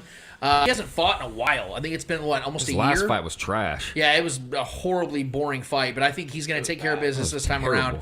I'm gonna predict an early knockout from Israel Adesanya on this one. I think second round, something like that. There's gonna be some sparks flying in this one, but he's been gearing up, ready to go for quite some time. He hasn't fought. I think it's been at least 9-10 months since he's fought last.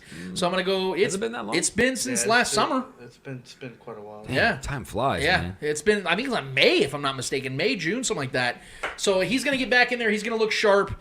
And I think this is going to be the prime years for Adesanya. He's only 31 or 32. This is right where I think he's going to really take initiative and be one of the UFC's greatest fighters to ever live, because he hasn't fought a ton in the UFC. I think he's only fought like 6 or 7 times in the UFC. Yeah. But if he gets to like those 12 to 13 fights and he wins like 12 of them, I think he's going to put himself as one of the greatest UFC fighters of all time. Derek Lewis, I'm rooting for him big time. I really hope he hasn't hit a wall, though. I know that he's had some great fights throughout time, but a lot of times for heavyweights, especially when they hit that... Tuivasa is a beast, He's a bad man, dude. But I'm going to stick with Derek because I think Derek's the type of guy that even when he looks like he's out or he's about to get knocked out, he'll drop you. Yeah. And I think that's something that he maybe he has a little bit left of that magic in him. I don't know how much longer it's going to last because I think he's in his late 30s now. I think he's like 37 years old. I don't know how much more of that he's got, and I wish we had Blake Sneeders on to talk about this because he's our MMA guy from over there from 810. But we're going to definitely have him on in the summertime because there's going to be some big cards coming up. But this one's going to be awesome. I'm really looking forward to this card. I think Adesanya wins. I think Derek Lewis wins, and I think both fights are going to be very, very fun and very, very exciting. Very different than the previous card that we just watched with Ciryl Gane and Francis Ngannou doing what they did and our guy Brandon Moreno getting robbed. I think this one is going to have a lot of decisions being made by the fighters, not necessarily the judges. Yeah, I'm definitely going with Adesanya. I think Stylesbender is gonna do his thing. I think he knows he let everybody down that last fight. That fight was boring as hell, man. He was just dancing around. Wasn't much going on. It just didn't seem like his kind of fight. So I think, and Whitaker is a beast too, man. Like this could definitely become a slugfest. I think both these guys could definitely get at each other really, really well. I think both these guys know each other really, really well. This is not the first time they fought, so I think that this is going to be a Styles meets more power because Whitaker's more of a power guy. So I'm definitely interested to see how this fight goes down. I am picking Stylesbender. I think he's going to be the guy. I think he's going to end up. I don't know if he's going to knock him out. Whitaker's a tough guy to take down like that, but I wouldn't count it out. I definitely think it's possible. TKO is definitely possible for sure. Even if it goes to the judges, I still think I think Israel gets this fight. But so I like him in that one, and then I'm gonna go Tuivasa in the Lewis fight, man. I think he's got more to his game than Lewis does. I think Lewis has been a knockout artist for a long time. He's got the power, but I do agree with you. I think he's lost a step a little bit. I think his speed is not really there as much anymore. Never been a speed guy, but now he's even slower than he was before. And I think he's been getting rocked as of late. He's been. I mean, I know he still gets his wins here and there, but like I just don't think he's the same. He's getting up there in age. We've seen a lot of these knockout artists, once they get older, they don't have that knockout punch as much as they do or they did in the past. They start getting knocked out. We've seen the Chuck Liddells. Yeah, we've seen the Forrest Griffins. We've seen the Rampage Jacksons. All these guys that were incredible, best of the best knockout guys, start getting glass jaws as they age, and it's not fun to watch. And I'm not saying he's there yet, but I think this is kind of where he's trending towards. We've seen this guy have some of the best knockouts in UFC history, man. This guy has obviously got stone hands.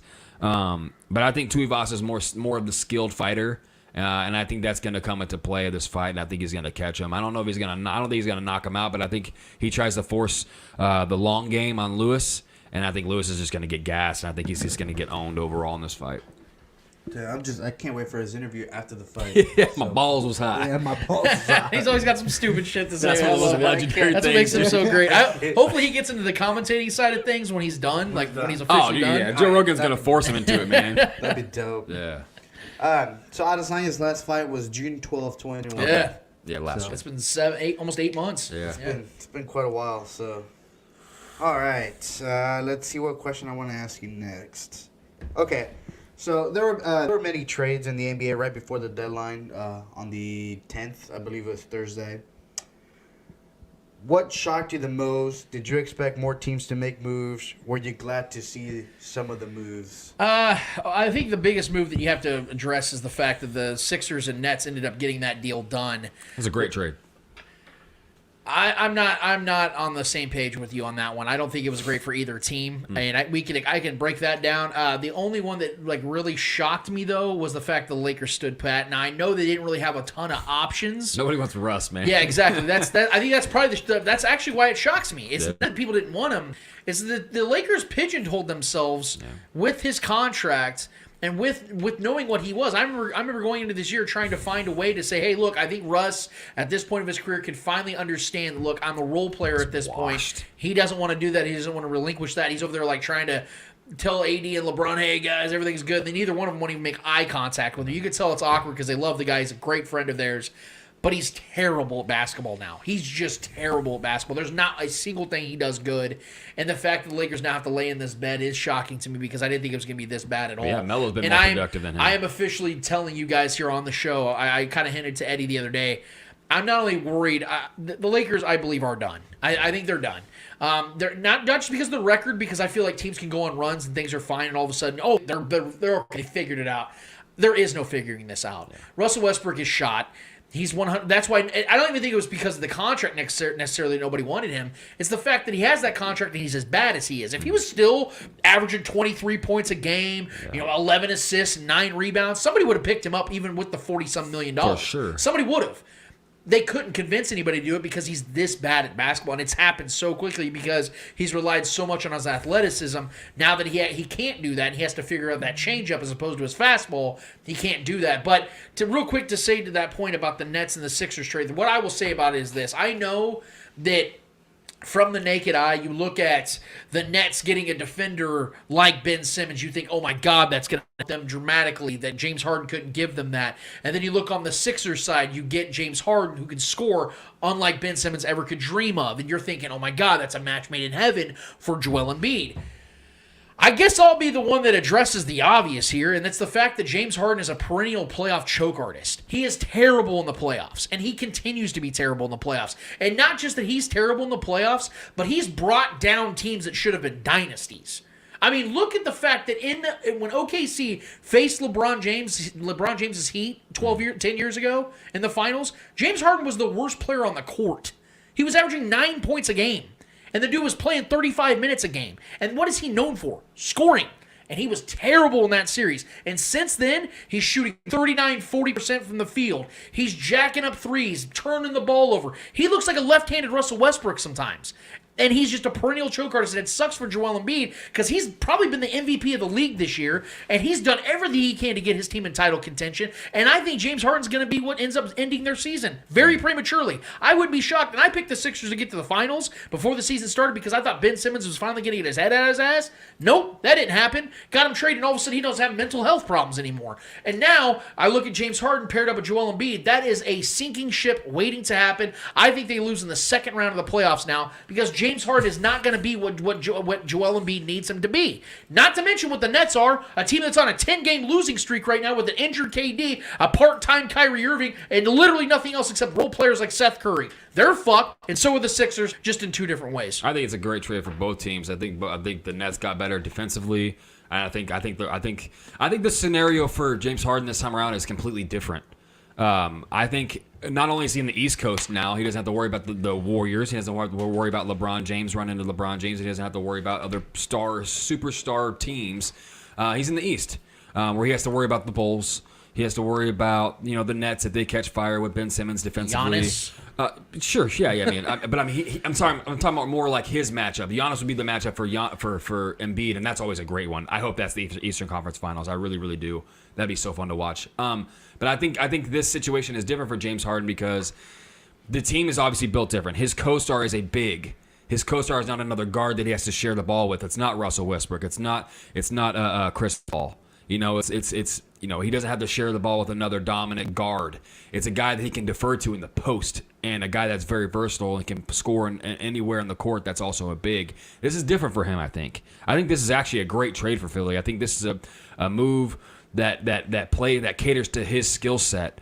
It wasn't working in Brooklyn. It just wasn't. Whether it's the inconsistency of Kyrie even being available and KD's health and KD's streakiness as well. I just don't think that team ever really meshed. Shit, we saw it in OKC. Granted, they were him and KD were good together then, but they still couldn't get over the hump. They couldn't. They ran into the buzzsaw that was the Miami Heat. It is what it is. But I think this being the East Coast, there's less star talent over there as far as like juggernaut teams. It's very open over there. I think Philly could definitely come out in the East. I think they could definitely represent the finals from the Eastern Conference. I don't know why your projection would go lower with the addition of James Harden when you had them coming out of the East without James Harden. That's kind of weird, but because of what James Harden is in the playoffs. Yeah, but I mean, I just think that this is different for him because he doesn't have to share the ball with another guard. He's going to be the point guard of this team. He's going to run the offense, and it's going to work through him and Embiid. But when his MVP season in 2015, or was it 2014 or 2015 when he won MVP, he didn't have a guard on his team to share the ball with. Yeah, but I mean, they choked. But I mean, they ran into a juggernaut. Who did they run into though? I think it was the Clippers. Or no, it was the Warriors, wasn't it? I forget who they ran into, but but didn't they have a series lead in that one too? Yeah, but I mean, no, I'm not. Trust me, you know, I 100% agree with you in his choke, his ability. He's always done that. I just think this situation is different with him and Embiid. Not only is it like an extra motivation for him to make up for what the failure was in Brooklyn and his past failures in general, but I think the duo of him and Embiid is a different thing. I think the balance there is going to be actually really, really good. I think they're going to play off each other really, really well. And I think that's going to actually boost them more than it's going to hurt them. Playoff time, if he's not getting the production he is, Joel's averaging like 35 points and like 12 rebounds and like 6 assists right now. So I mean, Joel is playing on another level. So if he can continue that and the addition of Harden's ability to score, whether it's in spurts or not in spurts, his ability to facilitate is still a huge thing too. I think that's going to elevate Philly more than it's actually going to elevate Brooklyn because I still don't know what Ben Simmons is, to be honest with you. I know his defensive capabilities are there, and that's going to help him just up front. defensively, but I think the Nets thing has collapsed within itself, and I think it's fallen apart quickly. I think Kyrie's probably gone for this season. Who knows what's going to happen with that whole situation? But yeah, so overall trades. I mean, my Kings. We got rid of Buddy Hield, Tyrese Halliburton. I didn't even know he was on the table. That was so. The kid's a stud. I saved that one for Trevor because I know you wanted to talk about that. I started falling in love with him, man. Like I really did. I started falling in love with him more than I love Fox, and I love De'Aaron Fox. Swipe is my guy, but Tyrese Halliburton has this old school Magic Johnson vibe to his game, where he's like, he's a good shooter, but he's like very good at facilitating. He has a lot of old school razzle dazzle, Larry Bird-esque things to his game, little floater shots, like all these like old school ways of scoring, and he has it. And a lot of people don't know how to defend that anymore. And he's a very productive player. His PR was high. His everything was high, man. His efficiency was high. So I don't know. I didn't see that coming. I think we did make up from that horrific trade in my mind with the Marvin Bagley trade that releasing guy. We got some good guys. We got DiVincenzo, who I like, another good guard to throw into the mix.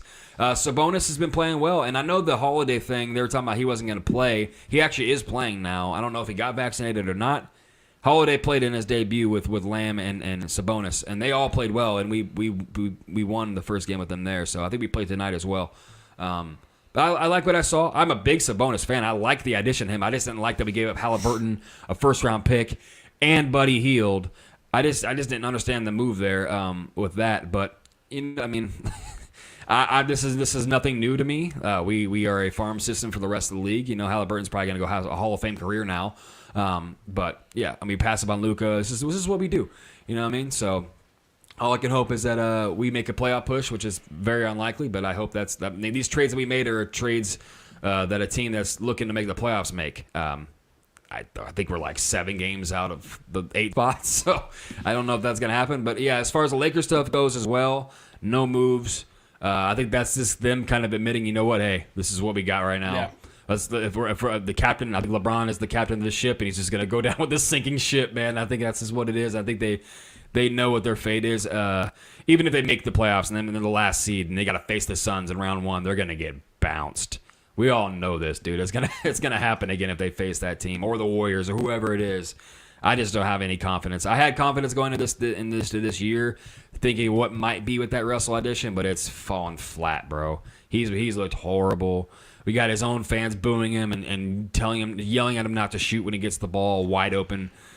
That's horrible. The fall for Russell Westbrook has happened so quickly.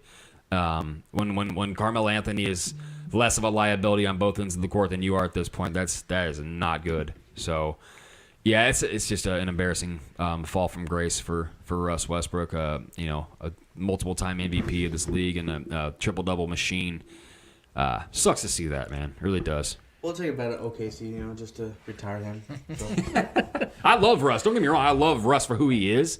But the play has been really hard to watch. Me and Lance have watched a couple of games together. I tend to watch most Lakers games. God, he's bad, man. It's bad. We'll take him. That would have been one of the teams that actually would have made sense for both teams because give us the Giddey. Thunder could have given the Lakers Lakers what they needed, which is maybe a young, talented, motivated player, and like a Gildress Alexander, but they would never give him up. So no, I'll take Giddey. That white boy Giddey's a baller, bro. Yeah, I like him, man. Yeah. I would take him easily. All right, man. So let's go to the NFL now. Obviously, this was trending through Twitter as soon as it happened on Thursday night. I'm sure you guys were watching the NFL honors. Mm-hmm. So my question to you guys is the thought on people overreacting to Key and Michael Key's joke about Mahomes and demanding him to apologize to Mahomes. You guys know that I'm somebody that dedicates a decent amount of time defending Patrick Mahomes. I post stats, facts all the time because I know how great he is, and I think that even though everybody knows how great he is, they don't really give him the proper respect a lot of times because here we are talking about Joe Burrow potentially being superior, which we all know is just absolutely ridiculous. But yet, I can sit here and take a joke. Trevor and I, we talk about this in our off time too, about how comedians have a job to be funny or to say things that are controversially funny. Uncensored, to push the line, to push boundaries, to make you feel uncomfortable. Jokes are jokes, and comedians make jokes. And Michael Key is a comedian, and he's a comedian that made a joke, and this joke was harmless and funny. Look, man, if this...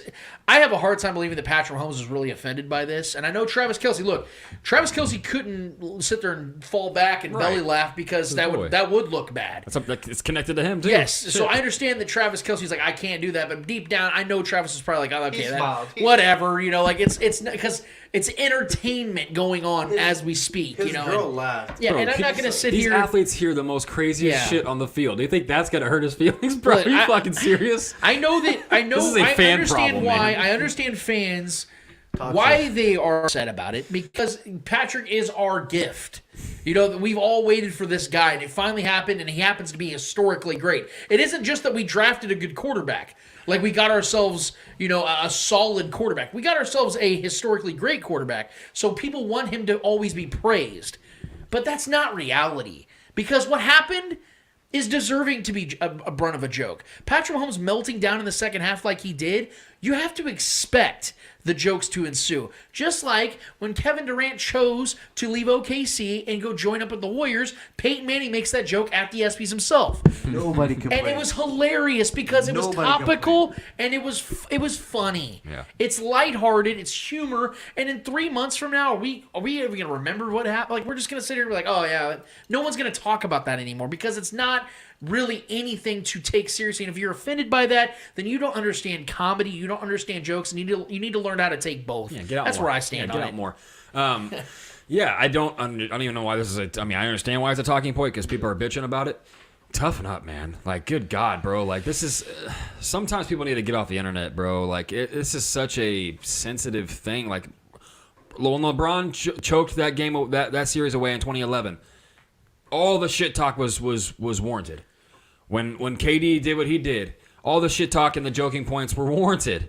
This is the nature of the beast. Like I just said right now, like you guys want to know the shit that these guys hear on the field between players, the shit that they say to each other during the scrum and when everyone's in there doing their thing, bro. The crazy talk that athletes say to each other doesn't even pale in comparison to what the what's his name Key said on the stage, man. Like that is a harmless joke. I don't even understand. It's just I can't get with it. It's a choice to be offended. If you want to be offended by that, that's a you problem. You know what I mean? Like, I get it. Mahomes is our guy. We want to support him, but it's a joke from someone who's not attached to us. He's not a Chiefs fan. You know what I mean? This is not.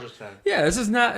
Sure, but we can make jokes about that too if we want to. You know what I mean? So, you know what I mean? Travis responded to that because Arrowhead Pride asked him, so what did you think about the joke? He was like, I don't think it was more about what happened that Sunday. It's more of what happened on Thursday night.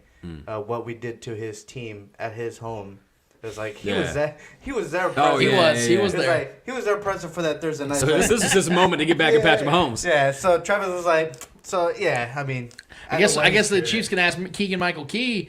Well, what's that like having Justin Herbert for 2 years and me in 15 and 17? I mean, I guess that's a question we could ask. I mean, never winning a big game, let alone getting in the playoffs. It is what it is, man. It's a joke, bro. Yeah, like it's a joke. Like that's just one of those ones you just got to roll off your shoulder. Like, God damn it, yeah. All right, you just. Well, said you have that. to wear like, it. You have to wear it. Yes, if man, the Chiefs we win the failed. AFC Championship, are they a brunt of a joke? Yeah. No. Man. Yeah, I mean, we failed. It's like being at school and you failed a project. Like, okay, guys, don't talk about it. Like, no, bro. Like, let's talk about it. Let's get better. Let's take this. Let's take the heat because we failed, and then we failed nationally. You know what I mean? This is a sport. We're big boys. Patrick Mahomes is going to be just fine. We're going to be right back at it next year. We're going to forget that joke was even said, man. He said, "Forgive me, Travis." I thought it was funny, man. Forgive me, like, Travis. He said it right after. He let the crowd go like, Forgive me, Travis. Forgive me, Travis.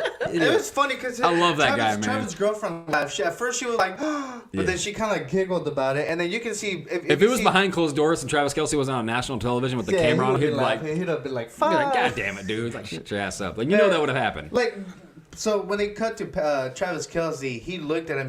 He kind of smiled a little bit, and you can tell he just said, wow. Great composure by Travis. Yeah, Great composure. All he said was like kind of smiling. He was like, wow. Bro, this is supposed to be like guys' camaraderie. This is what guys do. We bust each other's balls, bro. Like, if people heard what we did off camera, shit, we do stuff on camera. Off camera, we're constantly Busting each other's Hey, remember that one balls, time bro. when Eddie picked the Bills in the divisional round? That was. 100%. Yeah. Hey, Billy Hodge, you remember that one time when Eddie picked the Bucks over the Chiefs in the regular season?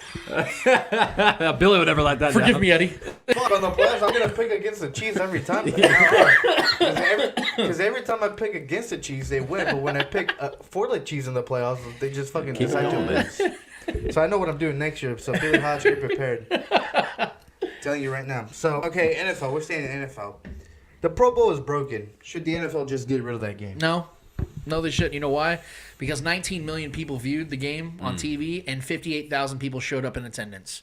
Until it doesn't make money for them, why would they change anything? Does it suck? Yes. It's a joke. It's a sham. It's horrible. And I watched 0.0 seconds of it. Yeah.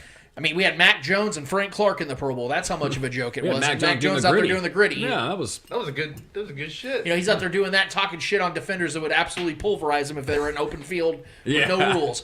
But it was fun though. It was fun to listen to. I know that it's also, like I said, it's monetarily it's great for the league still. It's just like the draft. And for the People pay to go players, to the it's a draft. great experience because there's a mic'd up little video that I saw of Patrick Mahomes and Max Crosby talking about Andy Reid and like how much fun it is to. Patrick's like, Yeah, it's like playing for your uncle, man. He's a really cool guy, but you gotta just don't want to piss him off or disappoint him. like there's that cool scene of that, and then they're talking about Mike Vrabel and like how they like Mike Vrabel. Like just hearing these guys talk about stuff, yeah. like it's just cool. Like it's really fun to like see that stuff. So if that's the only reason like you even tune into the Pro Bowl or why the Pro Bowl continues, along with the money being made for the league, I say you got to keep it, man, because there's no reason to fix what isn't broke because it's not broken. It's a tradition. As far as like viewership, it's fucking watching the paint dry on this wall right here. It's horrible. Yeah. But again, until it doesn't make money for the league, yeah.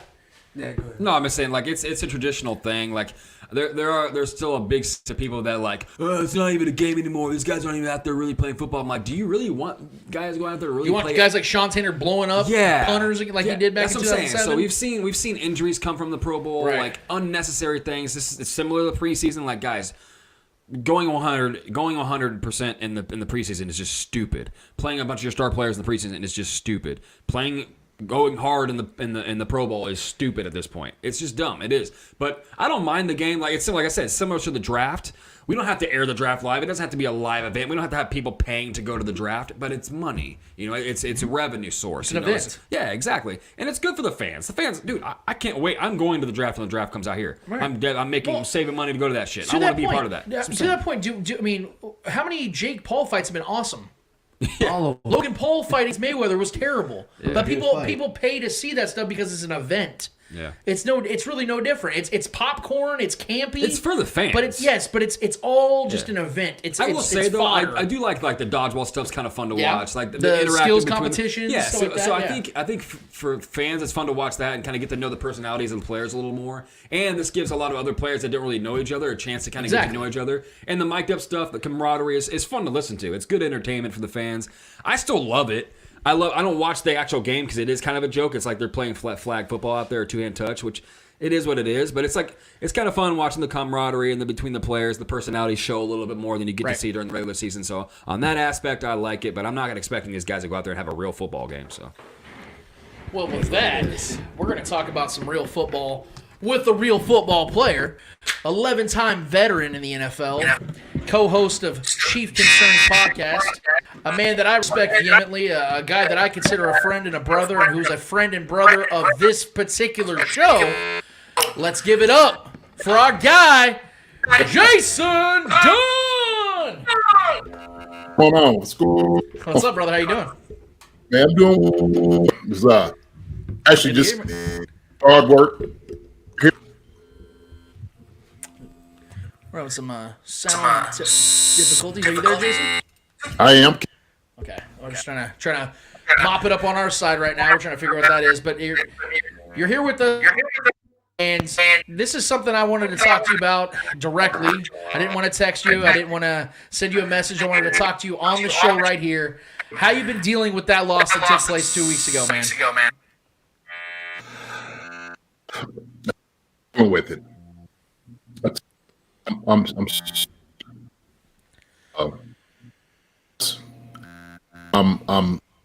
dealing with it. Yeah. If he froze. You froze up. We're having a little technical difficulty. Yeah, with you're our freezing up, Jason. man.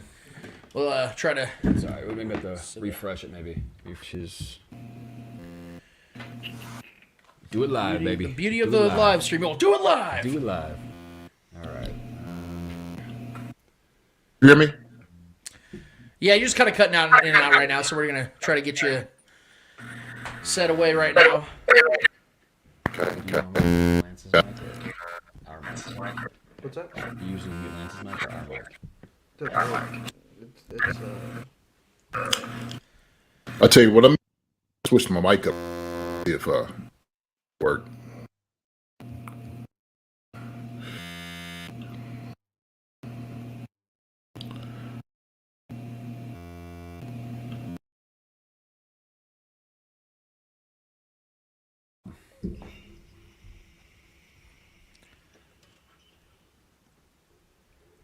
Jason didn't want to talk about this. He's like, "Look, man, let's move on. I don't want to talk about this damn loss. You guys are lucky to even have me here.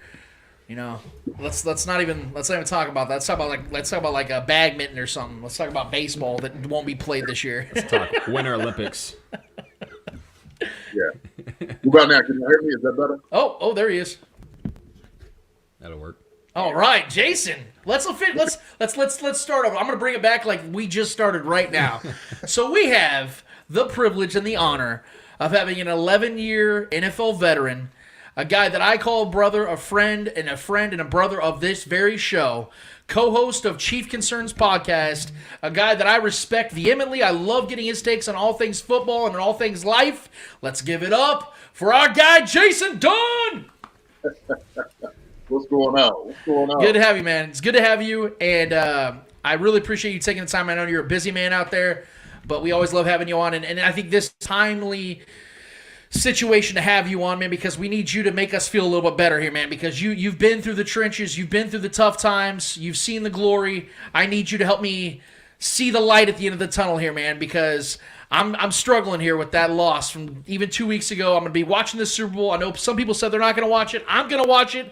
But there's going to be some times, man, I'm going to be sitting there going, damn it, the Chiefs should be playing this week, Jason. How are you handling this loss, man? You know what? I'm still upset with it, to be honest with you. I still can't believe that we're not in the big dance, the big show. It seems a little weird, actually, to be honest with you. I mean, because I'm expecting, tomorrow I'm going to have my brother and them coming over. Have some wings, watch the Chiefs, whoop on whoever we was going to be able to play with the Rams, of course. And, it didn't happen. And this last 2 weeks have been something that I'm still trying to wrap my head around. What happened? What went wrong? So I'm dealing with it, though. Yeah. Well, you experienced a couple tough playoff losses in your career at two different chapters of your career, one with the Eagles, one with the Chiefs. I want you to take me back to those times and how you and your team bounced back from those next seasons, because I can't imagine, no one sets out to end their season out on a loss, especially in the playoffs when you feel that you have a legitimate chance of making something happen deep into the playoffs. How do you, as a player, as an athlete, get back and get refocused to get into that next season and saying we can actually do what we set out last season and we can do it this year? You know what? The last game is always tough. It's always tough to leave the facility, leave your family for a little bit, and you just got to kind of regroup, try to refocus, see what you can fine tune during the off season, what you need to work on, maybe getting your body right, maybe your mind right, and hopefully you reinvigorated for the next season. And so part of that is, of course, the time off. Just to kind of reassess, where you are. And so the thing about it is, during the off season, a lot of things can happen. Yeah, I mean, you could get cut. So that's kind of like the thing is like once you leave, all these other things come up in your head like, oh man, this might be my last time here, right? And you should have taken advantage of the opportunity that you had. I can remember, definitely on 13 when we was 13-3 that year that we lost in the playoffs against the Colts, where there was no punch in the game. I mean, we should have won the Super Bowl that year. There was no doubt about it. And we knew that we was a good team. We knew we were rolling, had a great offense. Our defense was holding up when they needed to. We just lost. We just dropped the ball, and it was tough. It's tough. So I know these guys are feeling it, but the main thing you can possibly do is just kind of do your job to get yourself back, do your part to make the team better. So you played for Dick Vermeil for 5 seasons in Kansas City. And a fun fact, by the way, you actually helped Coach Vermeil to 37% of his career wins. So congratulations to that, Jason. We just learned a couple days ago that Coach Vermeil is actually going to be inducted into the Pro Football Hall of Fame. Yep. If you could, Jason, share with us your experiences and relationship with the future Hall of Famer. Well, you know what? Before I got on the shot, I just thought about I needed to call him. I'm gonna call him to congratulate him personally. But when you talk about Coach Vermeil, you're talking about a man that is very passionate about football, but more so, he's an even better person. And my 5 years of just getting to know Coach during that time of him being the head coach here was he really cared about his players, and he cared about what you were doing, how your family was doing, how you were mentally. He would ask you to come over to his house to eat. He talked to Carol, his wife.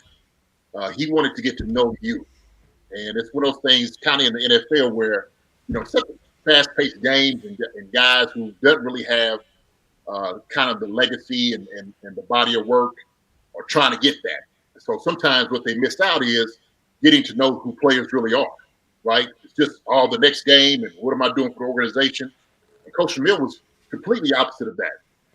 He was one of those guys who would sit down and talk to you, put his hand on your shoulder, ask what you were doing, how your mother and your father were doing, how your kids are doing, what are you doing for the holidays, what are you doing for the off season, and ask hey, give me a call. If you're up this way, come and see me. And that's a rarity that a coach would tell you, hey, during the off season, hey, come and see me. And he lived up in Pennsylvania. He had a nice farm outside of Philly. And so I would come up there every once in a while. Of course, since I played up, I had a house in New Jersey. He's like, JD, hey, stop by anytime. Come see me at the farm. Come and have dinner. Let's go sit down and eat, drink wine and have some good food. So his, I'd say his influence upon the game and on players' lives is one that is kind of rare because I think every guy that came in contact with Coach Vermeil is still in contact with him today. And that says a lot. It says a lot about him as a coach, but also to him as a man. And some coaches you just don't really have that type of relationship with. You build that rapport with him over the years, but he makes it a point to do that. And he's genuine about it. So I know that, and everybody talks about the crying and the emotional part. And that's one thing that I truly loved about him because as a man, he wouldn't mind showing his feelings. He didn't mind showing how much he loved you, how much he cared about you. And he was just so loving that the emotion would come out with the crying. It was joy. It was joy, tears of joy. It really was. Unless something had to happen where, like Greg Robinson, he had to get rid of, he's crying at that. But it was always the thought process. You could see him through his thought process of getting emotional with this. And I know the first time it happened, I was like, I'm sitting beside me and PG beside each other. I'm like, man, is this dude crying? You know what I mean? And so it kind of threw you off, but you realize that it came from a wonderful place. I mean, from his heart, his emotion, that it was genuine. It was absolutely genuine. And I love Coach just for that because, like I said, he's a great coach, but he's an even better person. Yeah, that's just a side note to that story.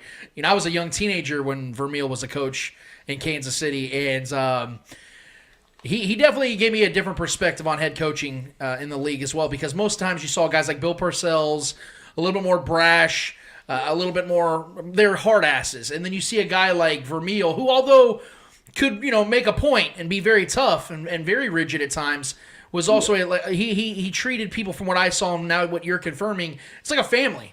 And it really worked for him, and it garnered the respect of his teammates and his players. And I think he really gave me a different perspective on head coaching, and I think that it showed that you can be an emotional man and be a leader amongst men, and I think that's a very powerful thing. And everything you just said has been echoed by a lot of other people that I've met that know Dick Vermeil at a personal level. They've all feel the same way, that he treats you like family, gets to know you. And I think it goes without saying that it's been overdue for him to get recognized and to be a Hall of Famer. I think it's without question. You can't tell the NFL story without Dick Vermeil for sure. But I want to swing over to the team that actually just advanced beyond the Chiefs, and in particular with their quarterback, Joe Burrow. Now, Joe is getting all the praise and hype. People are saying that this is going to be the quote-unquote next Tom Brady. And I love the kid. I think he's a very good quarterback, but Jason, it's getting out of hand, buddy. He hasn't been a world beater in the playoffs, and to be honest, it's been more about what the Bengals' playoff opponents haven't done as opposed to what Burrow and the Bengals have done and get here. And in all respect to them, they've busted their asses. You know, they've done what they needed to do to get here. But to me, the Brady comparisons and the takes that suggest that he is now surpassed or superior to Patrick Mahomes, man, I think it's premature at best. What are your thoughts on all this hype that's heaped on Joe Burrow? Do you think it's fair? Do you think it's real? Or do you think it's a little ridiculous like I do? Yeah, look, Lance, I'm right there with you. And to be honest, during the game, I remember Tony Romo and they were just talking about Brady-esque and Tom Brady. And I was texting guy, I'm like, man, they referenced Tom Brady at least 5 times with this. Yep.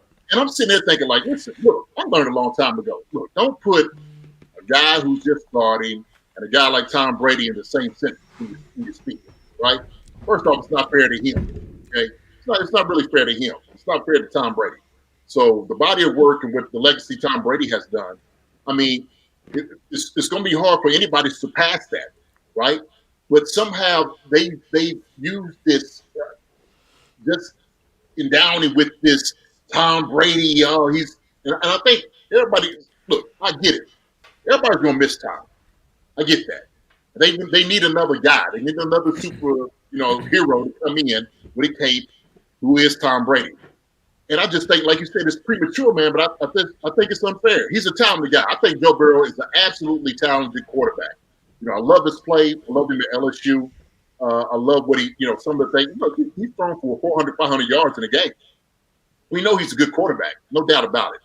But to don him with the whole Brady-esque, man, yeah, that's too much. I'm like, man, come on, man. Let's calm down on all of this for real. Just because a guy who's just getting in, he has, Higgins, Boyd, Jamar Chase. He's got Mixon behind him. He's got a good cast of guys around him, right? And you don't know how long he's going to be able to keep that core group of guys around him. But to already project him as being Tom Brady is just, man, it's just, come on. That's bananas to me. I just think it's nauseating, to be honest with you. Every time I hear somebody reference him to Tom Brady, I just really just want to just backhand him, like, what? Or cut it out, I've seen, Skip Bayless talk about, he's Brady-esque. Listen, there's a lot of guys that have the quality of being winners, right? I don't think there's any guy in the NFL, if you work your salt, if you're a good quarterback, that doesn't have that same type of mentality about winning, right? You come in confident. Look, I'm going to tell you, Tien used to come in our huddle, Trent Green, and I had no doubt in my mind when I looked in his eyes, he was prepared to win. There was no doubt. I mean, he commanded the huddle. He came in, this is what we're going to do, and everybody believed it. So there's nothing that Joe Burrow was doing that's different from Patrick Mahomes, Josh Allen, Herbert, Matthew Stafford. You name them. So we could go down the line, but somehow I get, like, everybody's going to miss Tom Brady, so now you got to find some guy that's going to become that guy, right? I get it. But don't please, do me a favor, stop with the comparison. Let the guy actually, he's won the AFC Championship. Let him win a Super Bowl. And guess what? Now he's got another 6. If he wins this one, he's got to do another 6 times. Matter of fact, he got to go to 10 to even try to, get to the point where time is.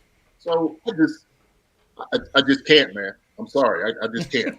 I'm glad you're thinking the same thing, but I've been telling everybody We need to stop with these comparisons because it's just not fair to him. He's a great talent. Let's give him his due for where it is. But all of this, like Brady-esque and stuff like that, man, just cut it out, really. I think people need to take that as a warning because I just looked it up, Jason. They have you marked as 6'6", 274. I don't know about anybody else that's listening to this, but I don't want to get backhanded by somebody that's big. So maybe we should just stop the comparisons for that very reason in itself. I don't know. Just throwing that one out there. But bringing it over back to the Chiefs side of things, the team has a ton of decisions to make this offseason.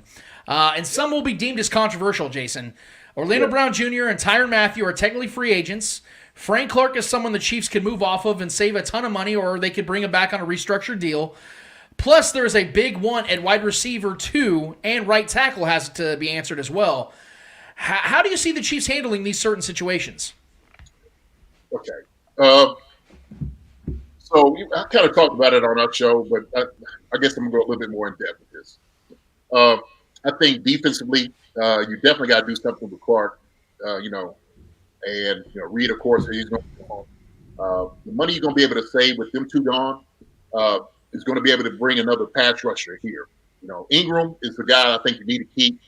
You need to have another one with Chris Jones inside, and I think you might be able to get him possibly in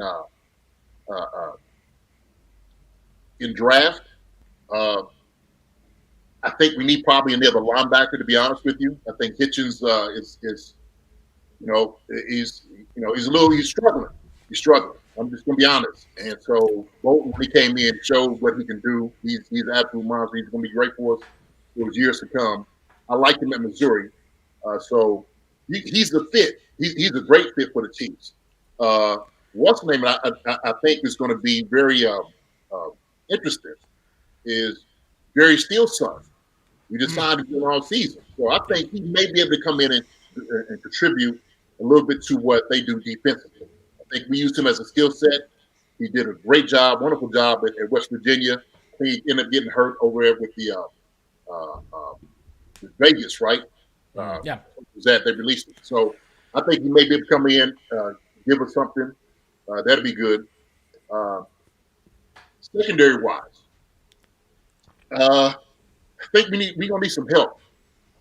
Definitely with our secondary corners. I think we need another corner, somebody who's kind of a shutdown guy.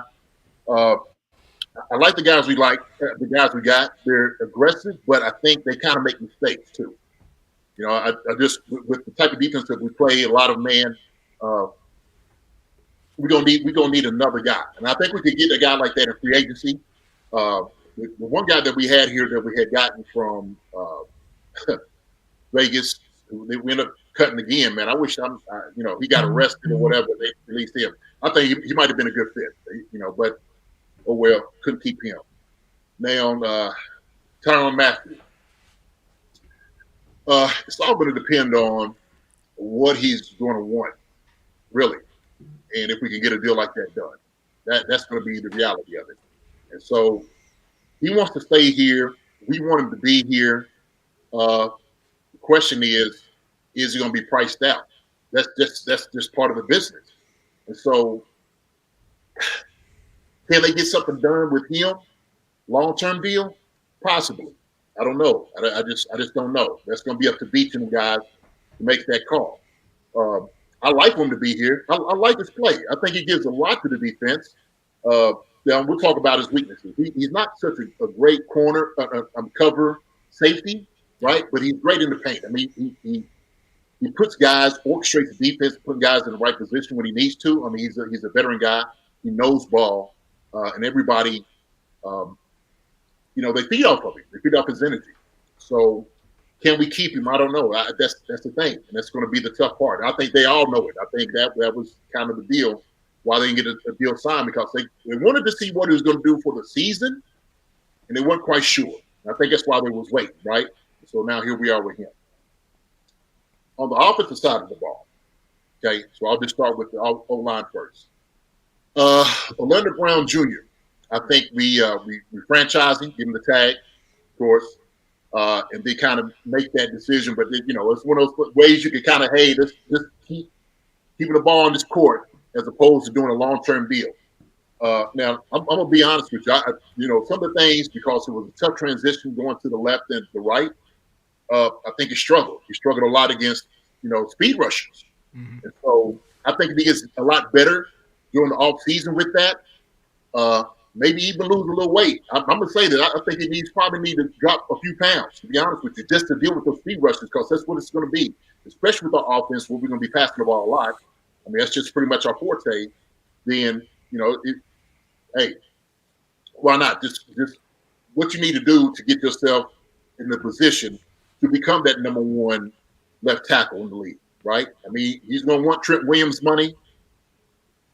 I don't know. What I've seen, he's not there yet.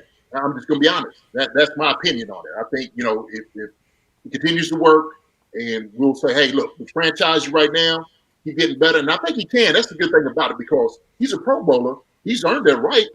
I think he just needs to get better. I think he will. So on that offensive line. Wide receiver. We're going to need another number 2. I'm sorry. We are. We're going to have to need a guy that's going to come in. Free agency is not going to break the bank. I know they said OBJ. They say Juju. I think we need a solid guy that's going to be able to complement Tyreek on the other side. I think we're going to need a kind of a big body in between receivers, strong hands, very physical, can go up and go get it. I think you just need that guy. And we got a lot of smaller guys. I'd say that our offense, what we do, we're very diverse in our play calling, but we're not very powerful on the outside. We're just not.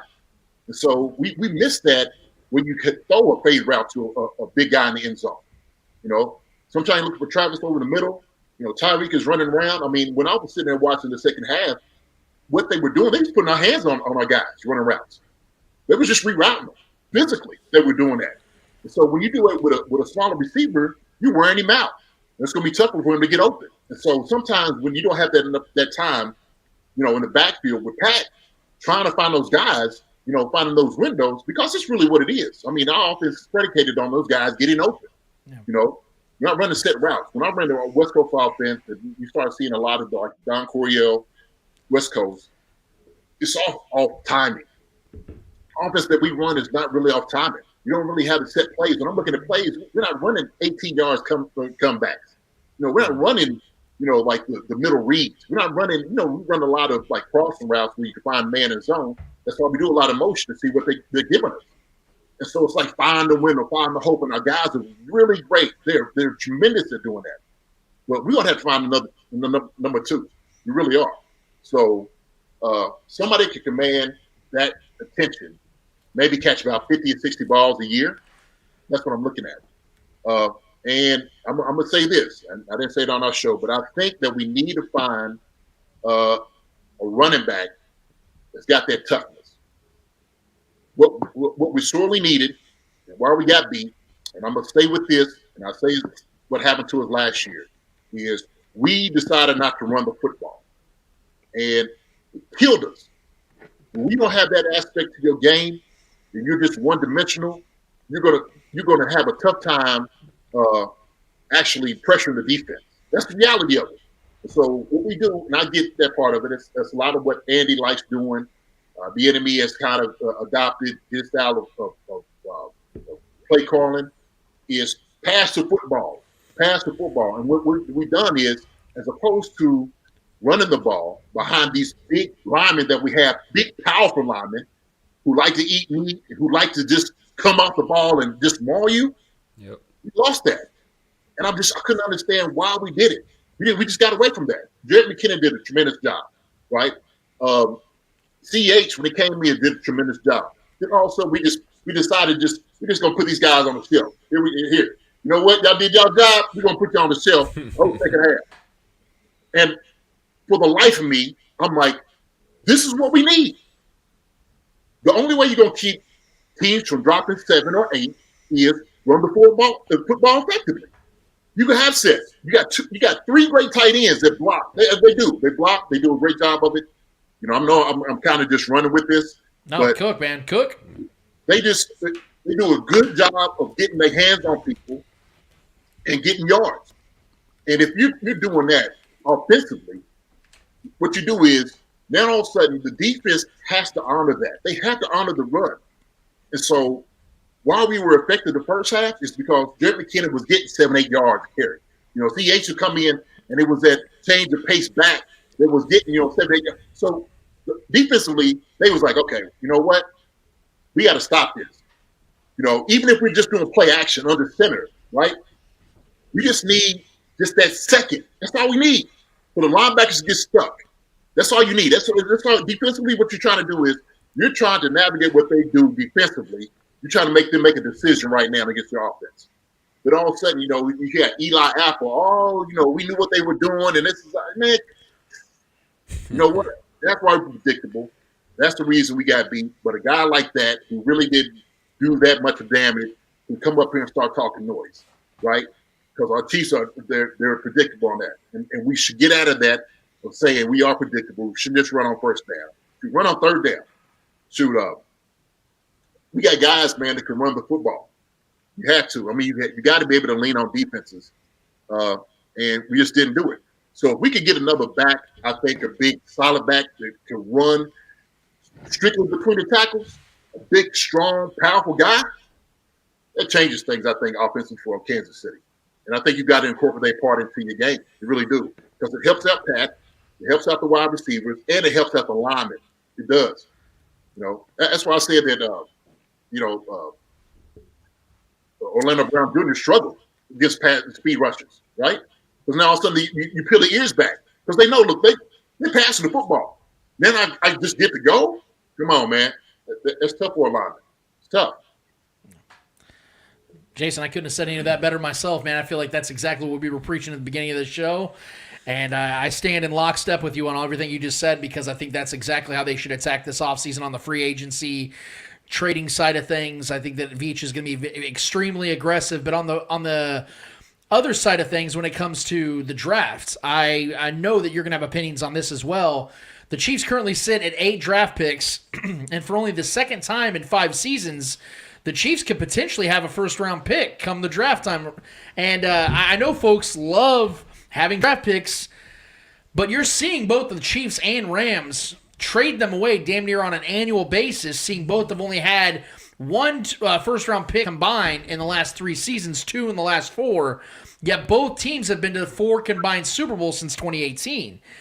What side do you stand on? Should the Chiefs focus more on drafting and developing talent through the draft, or should they continue to pursue and trade for big proven commodities and names in the league with said picks? I like developing talent, but also I believe, you're trying to win now. If you can get a guy that comes in and like Ingram, and he makes his presence known immediately, that to me is the key. And so I think we got lucky, to be honest with you, with Creed, with Trey Smith and Bolton in the draft.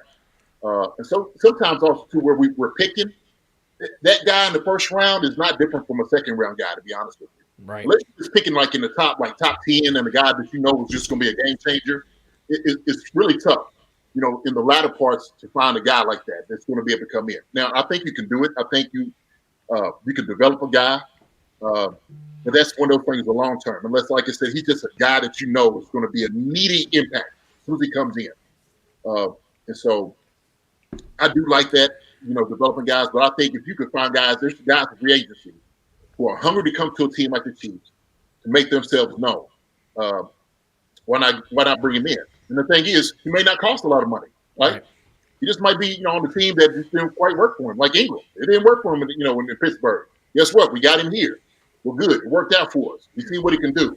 He got that spark back. And so there's going to be guys out there who's hungry. And that's what I couldn't understand, man. I'm just going to be honest right here. Just kind of talking as a fan and a coach. But when you're here, offensively, defensively, I don't care on any NFL team, for the life of me, I just don't understand why you're not taking advantage of every snap, every opportunity that you have to make yourself known, right? They talk about, look, if your job is to come in and try to get sacks and stop runs, do everything in your power possible to make sure they don't get rid of you, right? Look, if I have a guy like Chris Jones beside me, I'm gonna make my presence felt. You know, and that's why I had a problem because I was kind of hard on some of those guys on the D line that I just felt like just disappeared. You know, I don't know if they just didn't have the talent or, you know, didn't quite work out, whatever it was. I don't know how they decided, you know, to utilize them in the scheme. But I feel like every chance and opportunity you have in the NFL, you got to make your presence felt. You got to make it hard for them to get rid of you, right? I mean, I did. Case in point, you know, my thing was once I left from Philadelphia, I came into Kansas City. I know Tony was going to be the one catching the footballs.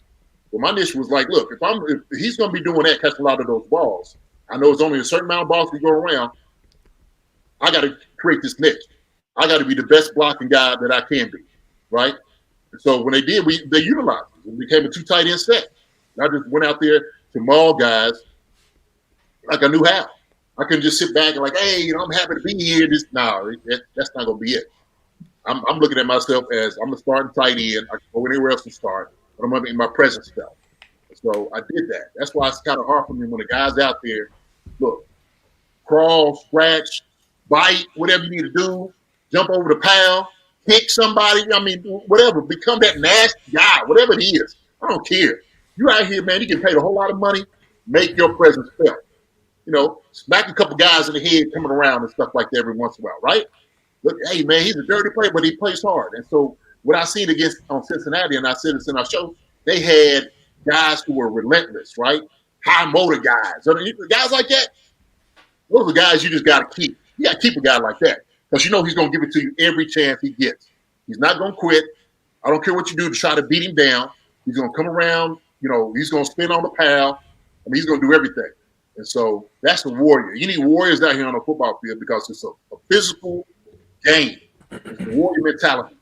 And so we got to find guys like that in free agency. I want some dogs in here, man. We need some guys who are hungry, who want to win, that are dogs. I'm not saying we didn't really have the guys like that there because we did, because we got to where we got to. But it's got to be one of those things over the hump. So. Speaking of presences being known, or you want your presence to be known, somebody that has made their presence known here in Kansas City over the last 4 years is Eric Bieniemy as the Chiefs offensive coordinator. I started our show off today with some comparisons, both here locally and across the NFL. From 2013, when Andy Reid took over in 2013, from 2013 to 2017, the best that the Chiefs finished offensively was 6th. From 2018 to 2021, the worst the Chiefs' offense finished is 6th. Now, granted, you have Patrick Mahomes taking over in 2018, who's a much better quarterback than Alex Smith was, so your offense is going to elevate. But Eric Bieniemy, to me, has shown that he is just as worthy, if not more, to get a head coaching job over Doug Peterson, who's now had 2 head coaching jobs, former offensive coordinator for the Chiefs. Then Matt Nagy, who's gotten a job with the Chicago Bears for 4 years, who was a former offensive coordinator for the Chiefs. And then furthermore, people talk about, well, Eric Bieniemy had Patrick Mahomes. How great is he? You have Nathaniel Hackett, who just got the Broncos head coaching job, who's been the offensive coordinator for the Packers for the last 3 years. Had Aaron Rodgers, a back-to-back MVP, and Nathaniel Hackett didn't call plays in Green Bay. That was Matt LaFleur that was doing that. You have Mike McDaniel, new head coach for the Dolphins, 49ers offensive coordinator for 3 years, didn't call plays. Didn't stop him from getting a head coaching job. People say that Eric Bieniemy's criminal past is why he can't get a head coaching job. But what's funny to me is the new NFL Coach of the Year, Mike Vrabel, has multiple arrests in his past. Got arrested back when he was with the Chiefs for fraud. Was arrested back in college at Ohio State for assault. Yet, not only did he become a head coach in this league, but is getting awards as a head coach in this league. So, Jason, I present it to so many people, and I'll present it to you as well. What is the real reason then? Because Eric Bieniemy, there's nothing more he can do to prove himself as a worthy candidate to be a head coach in this league. Not only has he been the offensive coordinator for the Chiefs for the last 4 seasons, which surpasses the time and tenure that Peterson and Nagy had as offensive coordinators in Kansas City, but he is the OC for the Chiefs in the greatest 4-year stretch in franchise history. Jason, make sense of it. I'll tell you what, I wish I could, man. And the thing is, it's really disappointing to kind of see how Eric is being weighed, and I think it's unfair, to be honest with you. And look, I'm just going to be realistic here. EB sometimes is a thought process of believing that, a guy may not be smart enough to then command the type of power that he does for a team. He definitely has that. So they've used excuses. Oh, he doesn't interview well, right? He doesn't interview well. We've heard that. Oh, Andy calls the plays. Eric's not really calling the plays. We've heard that. His criminal past. Oh, it's coming up. That shit. Look at all the coaches' past. You want to look at all the coaches? I tell you what, you're going to see a lot of skeletons in closets. So please don't do that with me. And so when you start looking at these things, like why they keep creating these narratives or keep moving the goalposts, if you will, right, on the conversation of why he shouldn't be head coach or why he's not getting it. I don't know, man. I really can't answer that. I really can't. So what's disheartening is because when you start thinking about these things and you see what happened with Brian Flores and all these, other coaches and how the hiring has been going, there's an issue and a problem there in the NFL. And it's been blatantly obvious for quite some time. It's not obvious to the ones that don't want to see it. Sometimes if it doesn't really matter to you and it doesn't really affect you in any way, why would you care? Oh, I can't see a problem. Well, that can't be true. That can't be true. Didn't happen to me. Look, there's other guys that are African American as coordinators and head coaches. Well, you only have one. This is what I know. There's been 511 head coaches in the NFL all time. 19 of those have been African American coaches or people of color. Okay, that is around 3.7%. All right, 3.7. That is ludicrous. Yep. It is absolutely abysmal.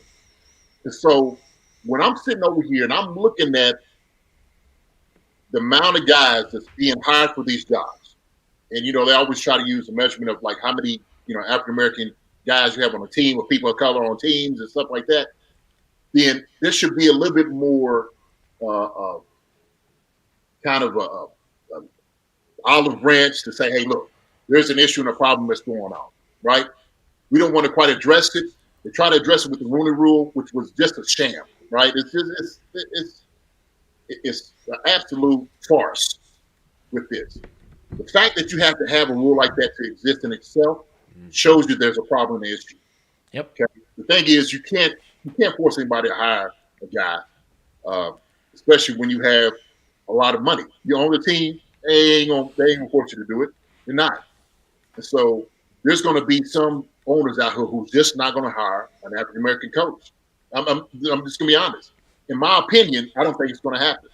Now, me as a college coach, it's even worse in college as far as like guys getting head coaching jobs and even coordinators and whatnot. And so what you see is this ascending of ranks of like, okay, guys couldn't really become position coaches. Now all of a sudden you get coordinators. But then all of a sudden it's just as far as you want to go, just get in a coordinator position. Like, be happy you're there, right? And so that's how I feel. Like, be happy where you're at right now, okay? We'll get you there a little bit later, but we're not quite ready for that. And so it's really disheartening to kind of see this, especially with Eric Bieniemy, who's a brilliant coach, who guys will play for, who will run through the wall for him. I know EB. We had our little stint up in Philly for a little bit. So I see EB, and coaches, man, look, EB's a great guy. He's an absolute great guy. I don't see anybody that will come on a team that will combat a guy who has, playing experience, coaches experience, and who has a great rapport with their players. Those guys love him. They love him in Kansas City. And so we could use all these excuses why he's not getting it. It doesn't make any sense at all. It doesn't make any sense other than the owner saying, I'm not going to hire that guy. I'm sorry. I don't care what you do. You could dress him up like you want to. He's not the guy for me. I don't want him. So, man, it's just unfortunate. But he is absolutely deserving of a head coaching job. Like you said, you just named all those guys, man. Come on. Look, EB has a body of work that's a lot better than those guys that this guy hired. Let's just be honest here. Without right? question. Yeah, Without question. Yeah, we're picking guys and we're looking at their, of course, their resume. I'm like, man, let's take color out of it, right? Let's just with two sheets up. Well, I'm gonna take this guy all day long. This is who you had. You've done this with the offense. Yeah, I'm taking this guy. He works on paper. He works on paper. So what is it? Everybody talks about what he could command men. What is it? So I just don't know, man. I don't know. And like I said, we hate to say that it could be the racism. It could be like the whole ordeal of sitting there saying like, oh yeah, back in the day, you couldn't have black quarterbacks, right? They didn't have the mental capacity to do these things, right? Those type of racist tropes going on and stuff. Look, these things still exist today. As a matter of fact, it's at a higher pace now than it has been in a long time. So let's just be honest where America is. And so I think it's just a societal problem. It's hard to address that because one thing that's hard to challenge is what is in people's hearts, right? It's like, well, you can't prove that, I don't like a guy because of this. Well, we know that there's implicit bias, right? There's bias out here. We all have them. And so sometimes we don't want to deal with those things and say, well, maybe he doesn't look like me.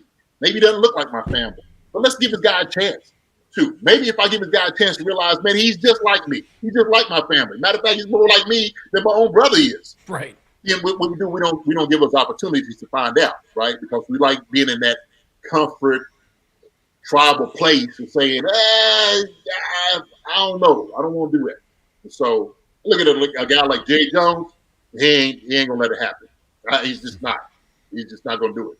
So when I seen how he used, the players, when Trump was sitting there saying all these things about, the bill and stuff, and all of a sudden he comes out there and kneels with his old decrepit ass. I'm sorry, but himself taking the knee, completely used the players. Yep. It was about social injustice. It was about now somebody's actually challenging your power. And so you wanted to come and show that solidarity. This is what we're doing. Come on, man, cut it out. Yep. So I just think, man, it's the things that we see today, just in the coaching ranks. It's 2022, and these things are still going on and happening. And what ends up happening with this is because Brian Flores talks about these things, right? Roger Goodell comes out and makes a statement. Well, then you see McDaniels down there, you see Lovey getting hired, and all of a sudden it's like, well, these are all token, hirings, right? Oh, we had to do this because we don't want to seem like we're okay, right? Let's just go to the table and have a real deep, meaningful conversation with the owners and the players and the head coaches. Because look, I'm in meetings with a lot of these head coaches, a lot of these college coaches. I'm on a feed with a lot of them, and we discuss this openly. We do. We realize there's a problem and an issue. We help each other out in the interview process. We know we got the blueprint. Believe me, this is what's going to be asked of you. This is how you deal with it. This is what's going to be going on. So now, if you're sitting over there, you go through the hiring interview process, you go over and over again, then you're ready for the test. You are ready for the test. The problem is when somebody puts the paper down, they decide to take it up, bottle it up, and throw it away. It's like, hey, I appreciate it. Thank you for coming. We're not even going to rate you on it. So that's where I'm at with it. That's where I'm at because it's just a frustration. But EB, I'm frustrated for him, but just the state of where we at in the NFL. Yeah, it's extremely frustrating. Just to add to that real quick before we move on, because of the fact that after Brian Flores sent out a 58-page lawsuit, the NFL almost immediately came out and downplayed all of it, saying that there was no merit to what Flores was accusing them of, or what he was saying is going on in the league. Yet a week later, Goodell, like you said, comes out and says, "Oh, we got to do better," and we're seeing the progress slowly but surely. It's funny how there's no merit, but all of a sudden there's merit.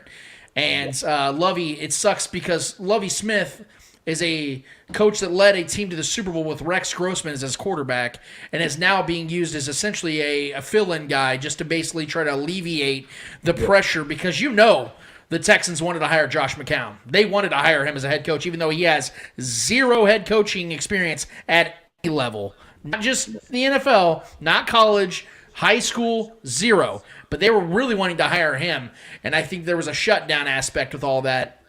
And it's just really sad to see that even the guys that are getting jobs simply for a narrative, and it really sucks to see. And the fact, like you said, there's only 3% representation. The fact that, even Demario Davis, defensive lineman or linebacker for the Saints, was on Colin Cowherd a few weeks ago, and he talked about how it's not that we're just at this place where we want to see, all right, black coaches have to get coaching jobs. They have to get head coaching jobs. It's about the best men getting the job, regardless of what their skin color is. And you can't tell me that a man like Brian Flores, who went 19-15 with Tua Tagovailoa and Ryan Fitzpatrick as his quarterbacks, going 4-2 against Bill Belichick, deserved to be fired, because it's an utter lie. To tell me that these guys that have gotten coached were Josh McDaniels, who went 11-17 in his career before getting this third opportunity, is more deserving than Eric Bieniemy. To tell me that Dennis Allen, who went 8-28 with the Raiders, is more deserving to get a second job than Eric Bieniemy getting a first one. Those are not better men for the job. Could it work out? Yes, but you can't tell me they are more deserving of a head coaching opportunity than Eric Bieniemy, which is why racism has to be brought into it. Because I'm breaking it down, Jason, and I can't find out any other reason that's legitimately holding Eric Bieniemy back from getting a job, or why Brian Flores is getting fired. Right. I mean, look, it's lunacy. I mean, it really is. It's absolute lunacy.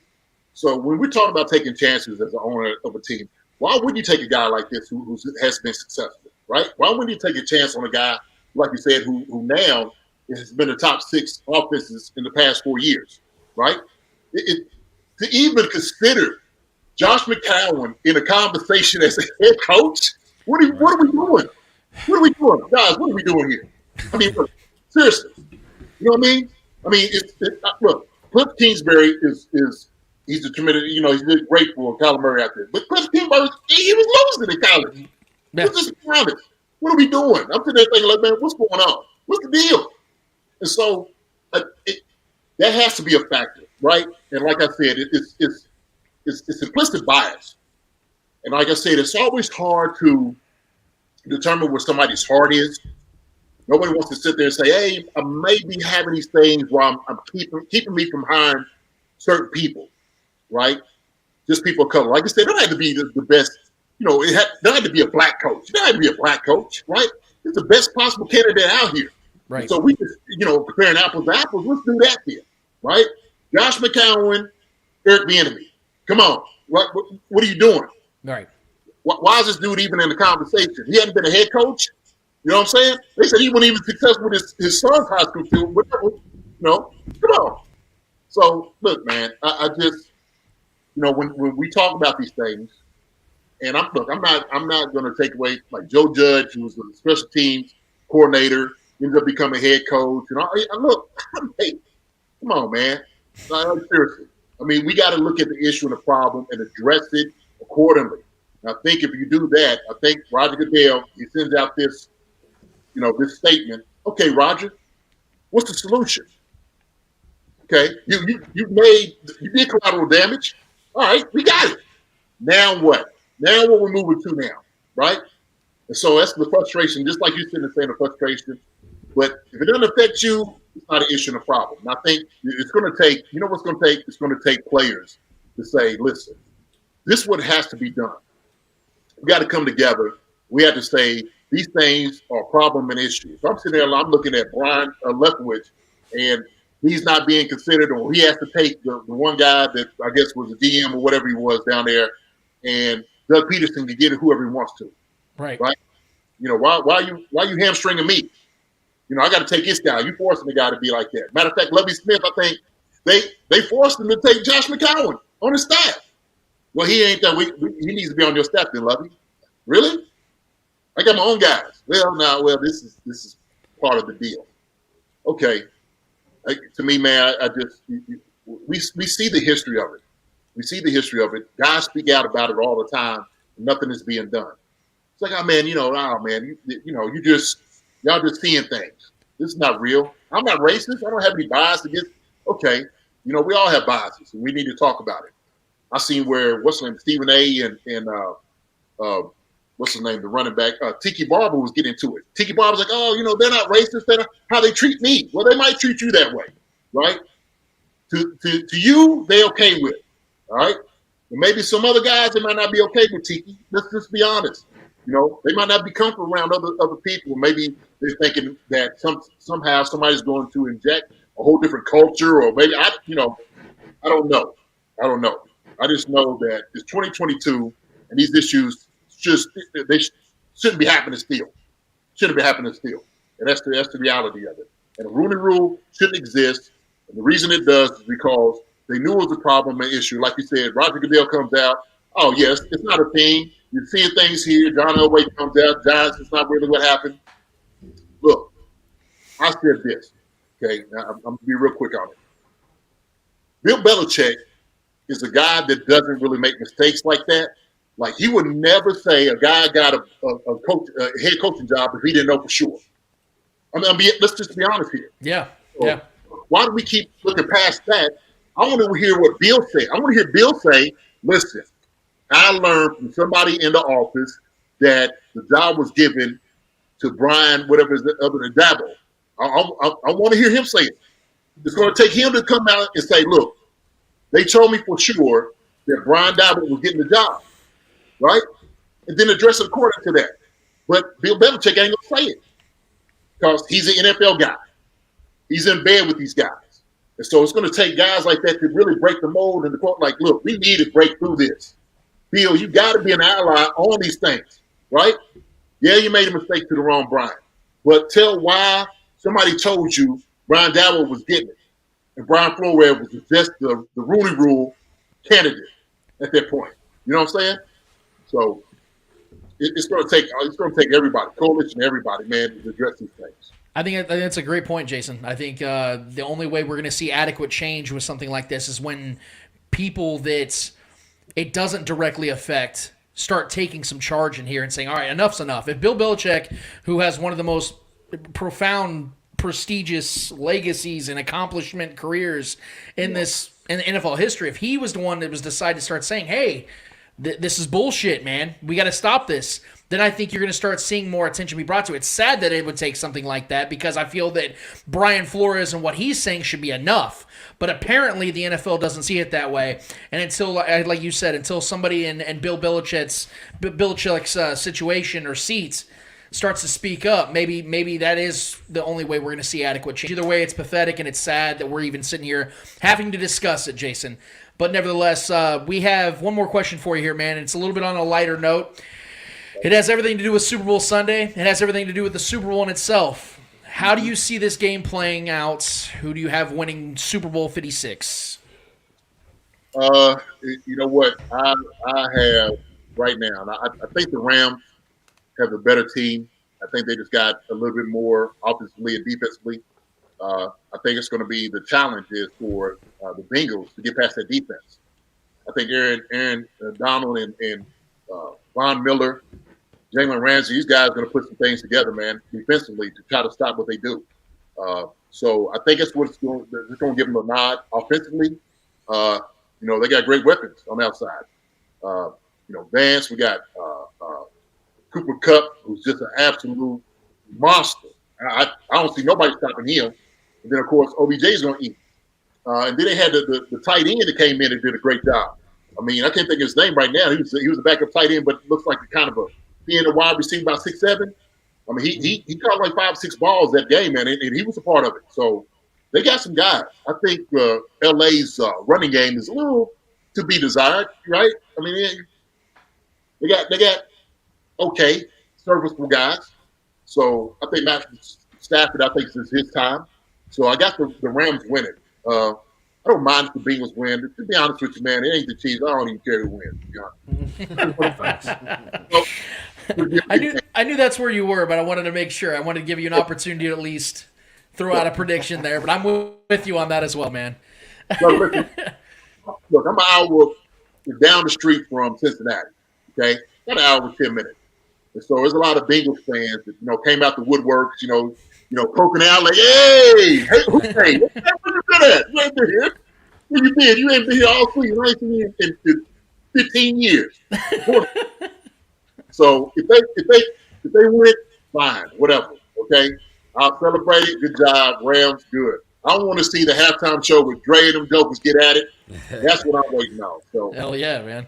we're gonna have a good time with my brothers and stuff over here, man. So it'll be good.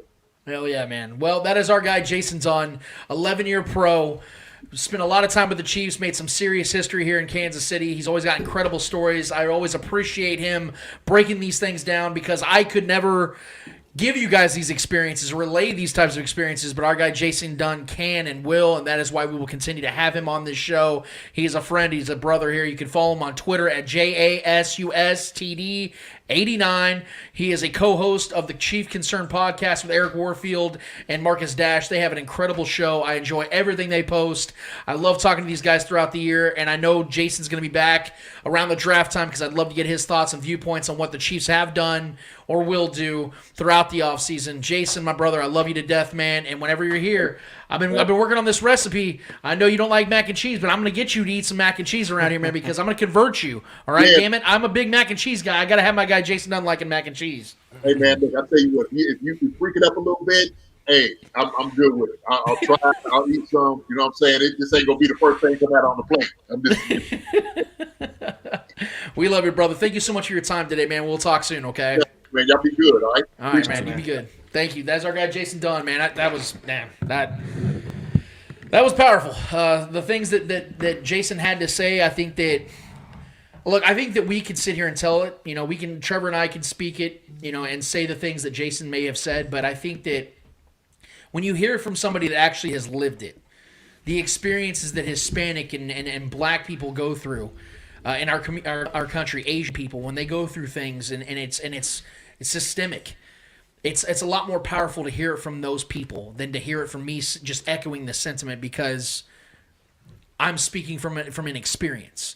And to hear Jason talk about these things about Eric Bieniemy, knowing Eric Bieniemy at a personal level, and knowing what he's worked and accomplished and done to deserve the chance and the opportunity, man, that's why I intentionally started this episode with that, because I knew that was going to hit home with Jason in our segment today, which was the most important segment of the day, was to get his thoughts and viewpoints on this because it is a real problem, man. And now that we don't have Chiefs football to look forward to, at least for the next few months, we need to reflect on shit like this.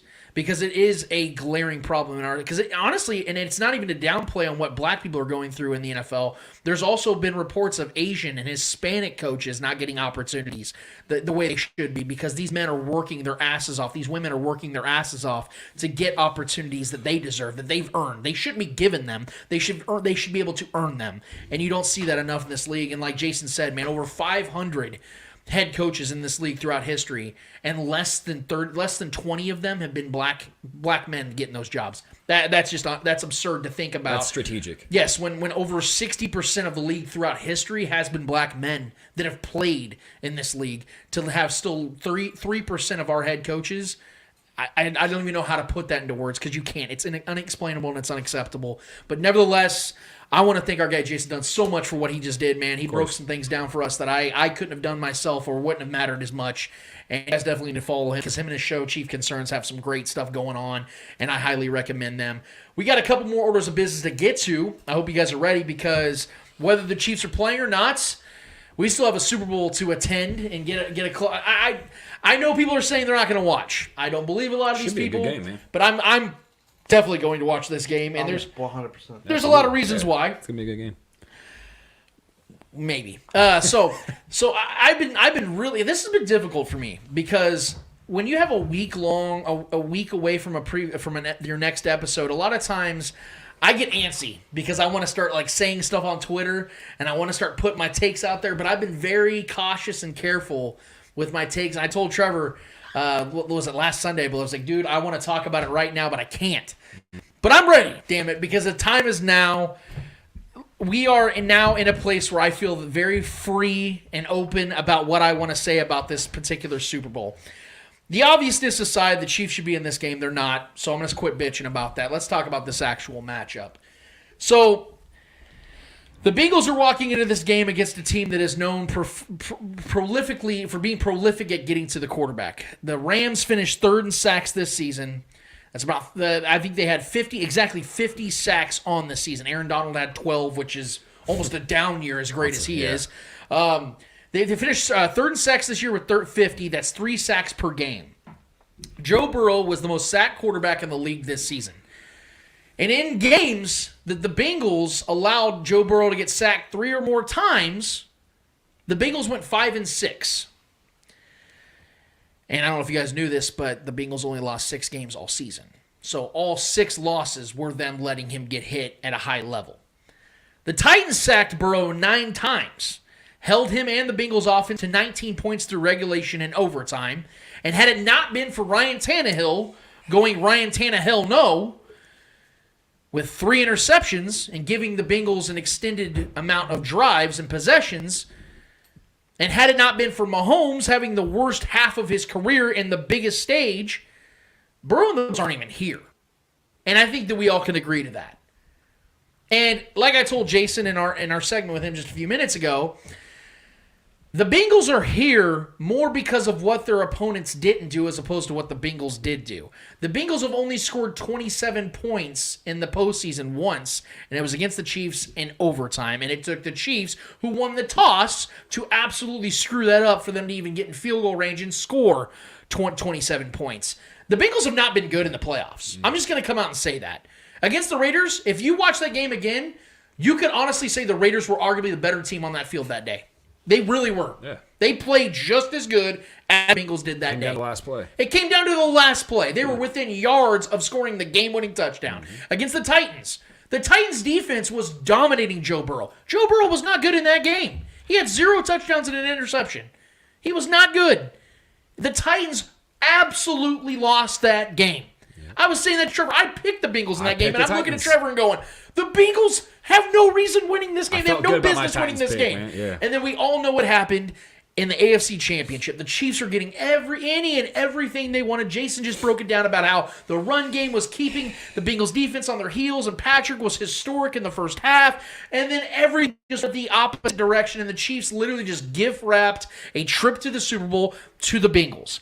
I will give the Bengals respect in the fact that they do have one of the coolest, most exciting young quarterbacks in the league. Zach Taylor has 100% won me over. I wanted to give him all the opportunity in the world. He's done it. They're in the Super Bowl, giving them their props. But I'm going to contextualize what they are. They're not a team that should be in the Super Bowl. The Rams are. Because the Rams are a team that did what...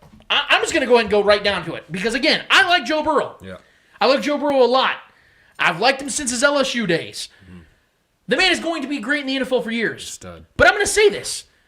The Bengals do not have the better quarterback in this matchup. Matt Stafford is the better quarterback in this matchup. Not just from a talent perspective, but a performance perspective. Let me tell you why. Through the postseason so far, Joe Burrow is completing 69% of his passes. Nice. And it's actually that's a really good amount of percentage. 281 yards per game, which is also good. But he's only had 4 total touchdowns, has 2 interceptions with a 96 quarterback rating. Very vanilla. Very good. Not great, but good. Matt Stafford, in the same amount of games, has completed 72% of his passes, is averaging 302 yards per game, has 8 total touchdowns to only 1 interception with a 117 quarterback rating. He has been significantly better. Stafford is 314 yards away from passing Eli Manning for the most yards in a single postseason and has thrown at least 2 touchdowns in all 3 postseason games. Whereas Joe Burrow has thrown only 250 yards once this postseason and was versus the Titans when he threw 0 touchdowns with 1 interception. Burrow won a massive AFC Championship upset versus the Chiefs, but Burrow completed only 61% of his passes, threw for under 250 yards, threw 1 interception. 2 of them were dropped by Nick Bolton. He had 2 significant dropped interceptions that would have changed the infrastructure of that game. In the second half and overtime, everybody talks about how Joe Burrow led the way. He went 13 of 21 with 1 touchdown and 1 interception. He was not great. He just stayed the hell out of the way. Yep. And honestly, should have cost them the game with as bad as he was. Let us beat ourselves. Meanwhile, Stafford went into Tom Brady's house in the divisional round, completed 74% of his passes, threw for 366 yards, 3 total touchdowns, 0 interceptions, with a 121 quarterback rating that followed that up with a 69 completion percentage, 337 yard, 2 touchdown, 1 interception, 96 quarterback rating win in the NFC Championship versus a 49ers team that had beaten the Rams 7 times in a row. Yep. I get that the Bengals quarterback is the one getting all the attention and all the praise, but the Rams have the better quarterback going into the Super Bowl, and I think that will be proven for a 4th consecutive week. The Rams are going to do, in my opinion, what the Chiefs and Titans couldn't do, and that's put together a complete game and show the world that the Bengals don't belong here, because they don't. Guys, I'm going to tell you right now, I'm going to get right to it, and I cannot wait to get your guys' takes. I think the Rams are going to win this game by 3 touchdowns. Because not only are they a horrific matchup for the Bengals, where their strength lies, therein lies the Bengals' weakness, I think Matt Stafford, once again, is going to show the world what he's been all along. I've told you guys this for years. Matt Stafford was a team away from getting the praise he deserves. He played 11 years with the Lions. The worst franchise in NFL history, still managed to take them to 3 playoff appearances. He has 1 season with a great team and great coach. He's in the fucking Super Bowl. This man deserves everything he's about to get. He is going to go scorched earth on this Bengals secondary, which, by the way, is the worst secondary against tight ends and is one of the worst secondaries against cornerback or against wide receivers. Cooper Kupp, OBJ, Van Jefferson. Yeah, good luck with that. And not to mention, I haven't even mentioned the fact that the Rams have the greatest front 7 in all of football. They have Aaron Donald in his prime, Leonard Floyd in his prime, Von Miller just outside of his prime, but it's a surefire Hall of Famer, playing very well in the postseason, and is a Super Bowl MVP himself, might I add, going for his 2nd. Oh yeah, they have Jalen Ramsey, the best corner in the league. Yeah, Sean McVay, a guy who was Jared Goff away from winning his first Super Bowl 4 years ago, doesn't have to worry about those problems anymore. Super Bowl. Took Jared Goff to the Super Bowl. You think he's going to make the same mistakes this time? When this time, Sean McVay has the significant coaching advantage because he went against Belichick, which I understand. You can get out-coached by Belichick. Zach Taylor ain't going out there and out-coaching Sean McVay. Not this time, no sir. Guys, I'm telling you right now, the Rams are going to absolutely pulverize the Bengals. I think it could very much look like last year's Super Bowl where Patrick Mahomes is out there just trying to find some way to survive in the backfield, and he just can't. Unlike that, though, Joe Burrow is not capable of running around and creating plays like Patrick did and making it look like the Chiefs had some shot. I'm telling you right now, this Bengals offensive line is just as bad as the Chiefs offensive line was in the Super Bowl last year. Aaron Donald, I wouldn't be shocked if he has 3+ sacks in this game by himself. I think him, Von Miller, Leonard Floyd are going to make that day long and hard for the Bengals offense. I know Joe's getting all this praise. He's getting all this look about being the next dynasty and the next Tom Brady. He's already surpassed Patrick Mahomes. This game is going to put that on ice. It's gonna make it look really, really, really bad that people that were that premature with that take. Eddie, what is your take? Man, this game has 2020 Super Bowl vibes to it. You're going up against a great front 7, probably one of the best this season. I don't think there's another front 7 that you can say, I'll pick them over the Rams front 7. I can, maybe the Buccaneers. Maybe. But even then, they were a little slow. They started a little bit slow, and it took them a while. They didn't even have all their starters up until like the first game of the playoffs, which was obviously when they played the Rams. So, but yeah, this has, like I said, 2020 written all over it. I don't see how Joe Burrow can go out there and just outshine or outbeat the Rams defense. You got Jamar Chase going against Jalen Ramsey. Jalen Ramsey's not just any single quarterback. He gets physical with you. So if Jamar Chase tries to get physical with him, you're going to have Jalen Ramsey get physical with you. So it's going to be a great matchup to see that. Jamar Chase against Jalen Ramsey. Obviously, Jamar Chase can eat his yards because, he's such a great talent. So, but it's going to take Joe Burrow to throw him the ball, to get the ball to his hands. And I don't think he's going to have the time. I don't think he's going to have an easy night. I just don't see it. I don't think it's going to be a 3-touchdown game, but I do think it's going to be a double-digit win for the Rams in this game. I just don't see how if the Bengals pull this shit off, it'll be well deserved. It'll be well deserved. Beating the Rams defense. Yeah, If the Bengals win, you can put Joe Burrow in the Tom Brady category. I don't care. I'm not gonna deny anymore. So I expected the Rams to be here. This was my Super Bowl pick. Yeah, I had Chiefs Rams. So yeah, we expected this team to be great this year, and they delivered. They got that monkey off their back from the Niners. You said beat them 7 straight times, and I told you, I said this is McVay's over my dead body game, right? And he went out there and proved it. And he got over that hump. That was huge. And I think this is another one of those, like, they are not going to waste this moment. This is a lot of things could change for this team this offseason. This is sink or swim for them right now. Yeah, didn't you guys just send me a link right now during the Jason Dunn segment? Supposedly, yeah. Yeah, no, go ahead and speculate. No, he read it more than I. So yeah. So according to reports out there, even Colin Cowherd was like, if there's rumors out there, it's because somebody literally in his camp is saying something. Yeah, so there's literally some evidence to back this claim up that Sean McVay is getting married this summer and is looking to step away from coaching and becoming a broadcaster. Oh my God! Well, think about it though. The emphasis in this game. It is kind of genius though, because if he wins the Super Bowl, he's so young right now to where he can win this Super Bowl. Go build a brand. Yep. Enjoy a few years of marriage. Build that marriage up or whatever. Do his thing. Your kid, if you're gonna build up that brand, being a broadcaster, and he can throw himself right back into coaching. Have that resume. Go to a team that's ready to win.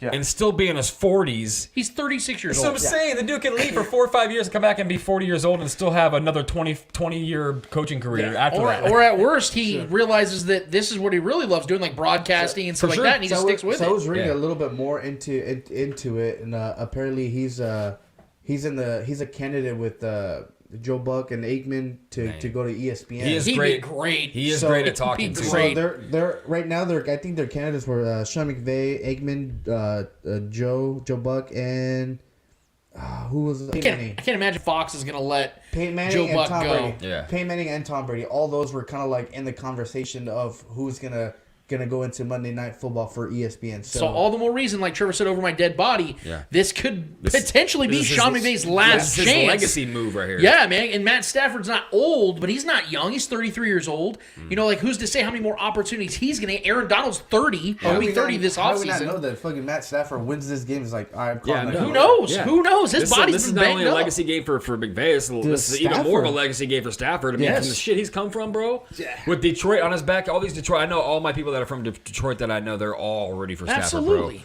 Bro. But yeah, I mean, it could be similar to like a Gruden situation. Remember how Gruden left the game, did the broadcast? I think was super successful. The broadcast got his own little QB camp show, which was awesome. Yeah. That show was fun to watch. And then McVay could definitely do something like that. All the endorsements he would get. He's a well delivered, eloquently spoken guy. I would love to see that, honestly. Plus, I mean, and he's attractive. He's like 5'8", but yeah, I mean, like, hey, fuck you, dude. No, but like, yeah, man. So this game, I expected the Rams to be here, and I was talking to a bunch of my buddies at work at the station, and everyone kind of comes to me and asks me a lot of questions about what I think is going to happen, how I feel about this game. I fully expected the Rams to be here, even though I did have the Rams losing to the Chiefs in the Super Bowl. I didn't think the Bengals would be here. So kudos for the Bengals to figure out a way to get to the Super Bowl. They're here, regardless of what you think or how you feel about it. They're here. I think, I don't think 3 scores. My prediction is that I think the Rams are going to win by 14. I think this is going to be a game where they're just too good. They're just too good for the Bengals. They're going into LA. 2 straight years.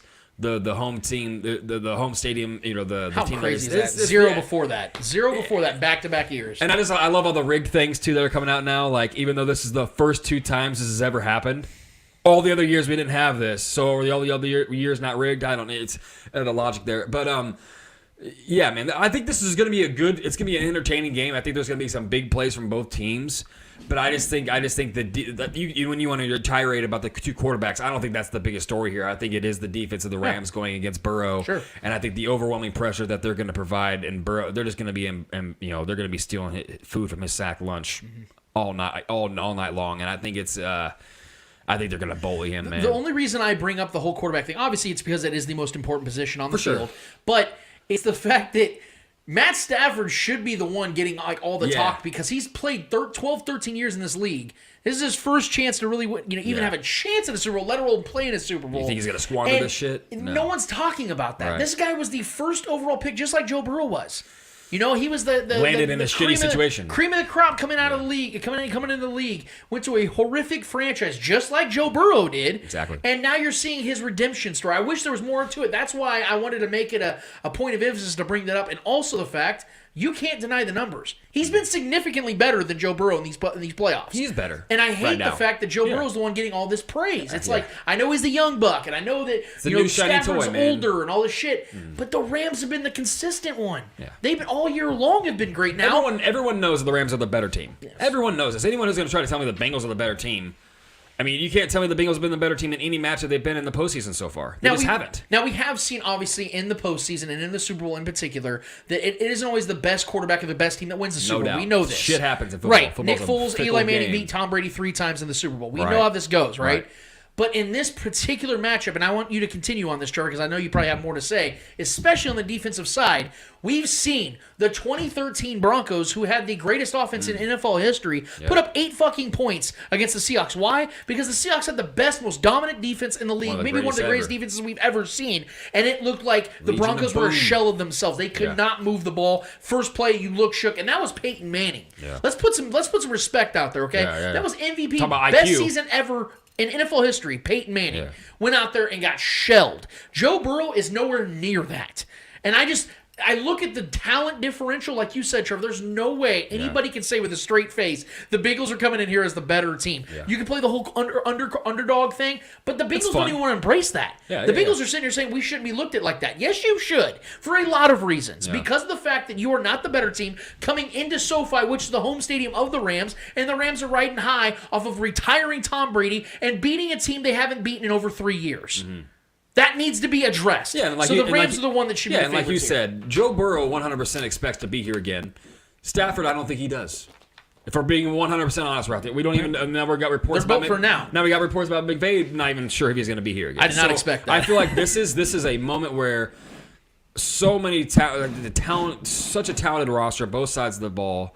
For the Rams, and I just think this is their moment, man. I think they're going to seize the day. I think this is one of those moments where they're a lot of these veteran players. This is their first time really getting it. I mean, obviously some of these guys have been here before and they lost to the Patriots, but some of these guys, they got a taste of it and they want to finish it this time, right? And I think they're going to feast on Burrow, man. I think Burrow's going to have a fairly good game still. He's going to have some numbers, but if you thought the Titans were getting after his ass, I think this defensive front from the Rams is just going to completely obliterate that offensive line. There's not much you can do about it. And like you said, it is kind of a similar feel to the when we faced off against the Bucs. You know what I mean? So, and that was Patrick Mahomes, who's even better off script than Burrow ever will be. So, I mean, it's going to be a long day for the Bengals. I'm very confident that the Rams are going to pull away with this game, and I have them winning by at least 14. A little prop here for you guys. I want to build scenarios before we move on to the final segment of the day. Which number will be higher? Will it be Joe Burrow's touchdown total or Joe Burrow sack total? Eddie? Oh, sack total. Yeah, sack total. And I think I will say this too as a caveat. I think if the Bengals want any chance of being in this game and can be competitive and possibly winning this game, they're going to have to find a way to own the clock and run the ball very, very well with Mixon, which is possible. Because as good as the Rams are getting after the quarterback, they have moments where they're susceptible to getting ran on. Yeah. And Mixon is not a little chump. Mixon's a stud, right? And Samaje Perine is a fairly good backup too. We saw that obviously firsthand. So I think that's the best way. I don't think if they're going to want to win this game, I don't think it's going to be through Burrow. I think it's going to have to be through finding ways to get that running game going. And that is as bad as they are protecting Burrow, they are a fairly good rush or run blocking offensive line. So I think they can get that. And Mixon's very good at creating plays. That's their only chance in my mind. I don't think Burrow's gonna have to. I don't think he's gonna go out there and scorch them and find a way to find his guys downfield. I think that secondary is just too good. I think the pressure up front's gonna be. They're gonna want to get the ball out quick and run the ball if they want to have any chance of winning this game. But Eli Apple gave up over 60 yards and a touchdown against the Chiefs in the AFC Championship. Yet he's the loudest dude on this fucking team for some reason. This is what his fourth team. Come over on, under. I'm setting the over under. I am Vegas right now. I am Bovada. Goddammit. Eli Apple 1.5 touchdowns allowed in this game. You taking the over or under? Get that over shit. Yeah. Taking the over? The over, yeah. Okay. Hell yeah, bro. Cooper Kupp. Who's gonna fucking...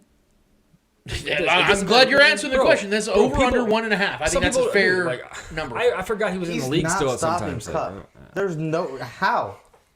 Like I said, when he made that quote, I quote tweeted it. I said, "This guy just got his first kiss. Now he swears he's a ladies' man." Like that's literally who this guy is right now, bro. It's embarrassing.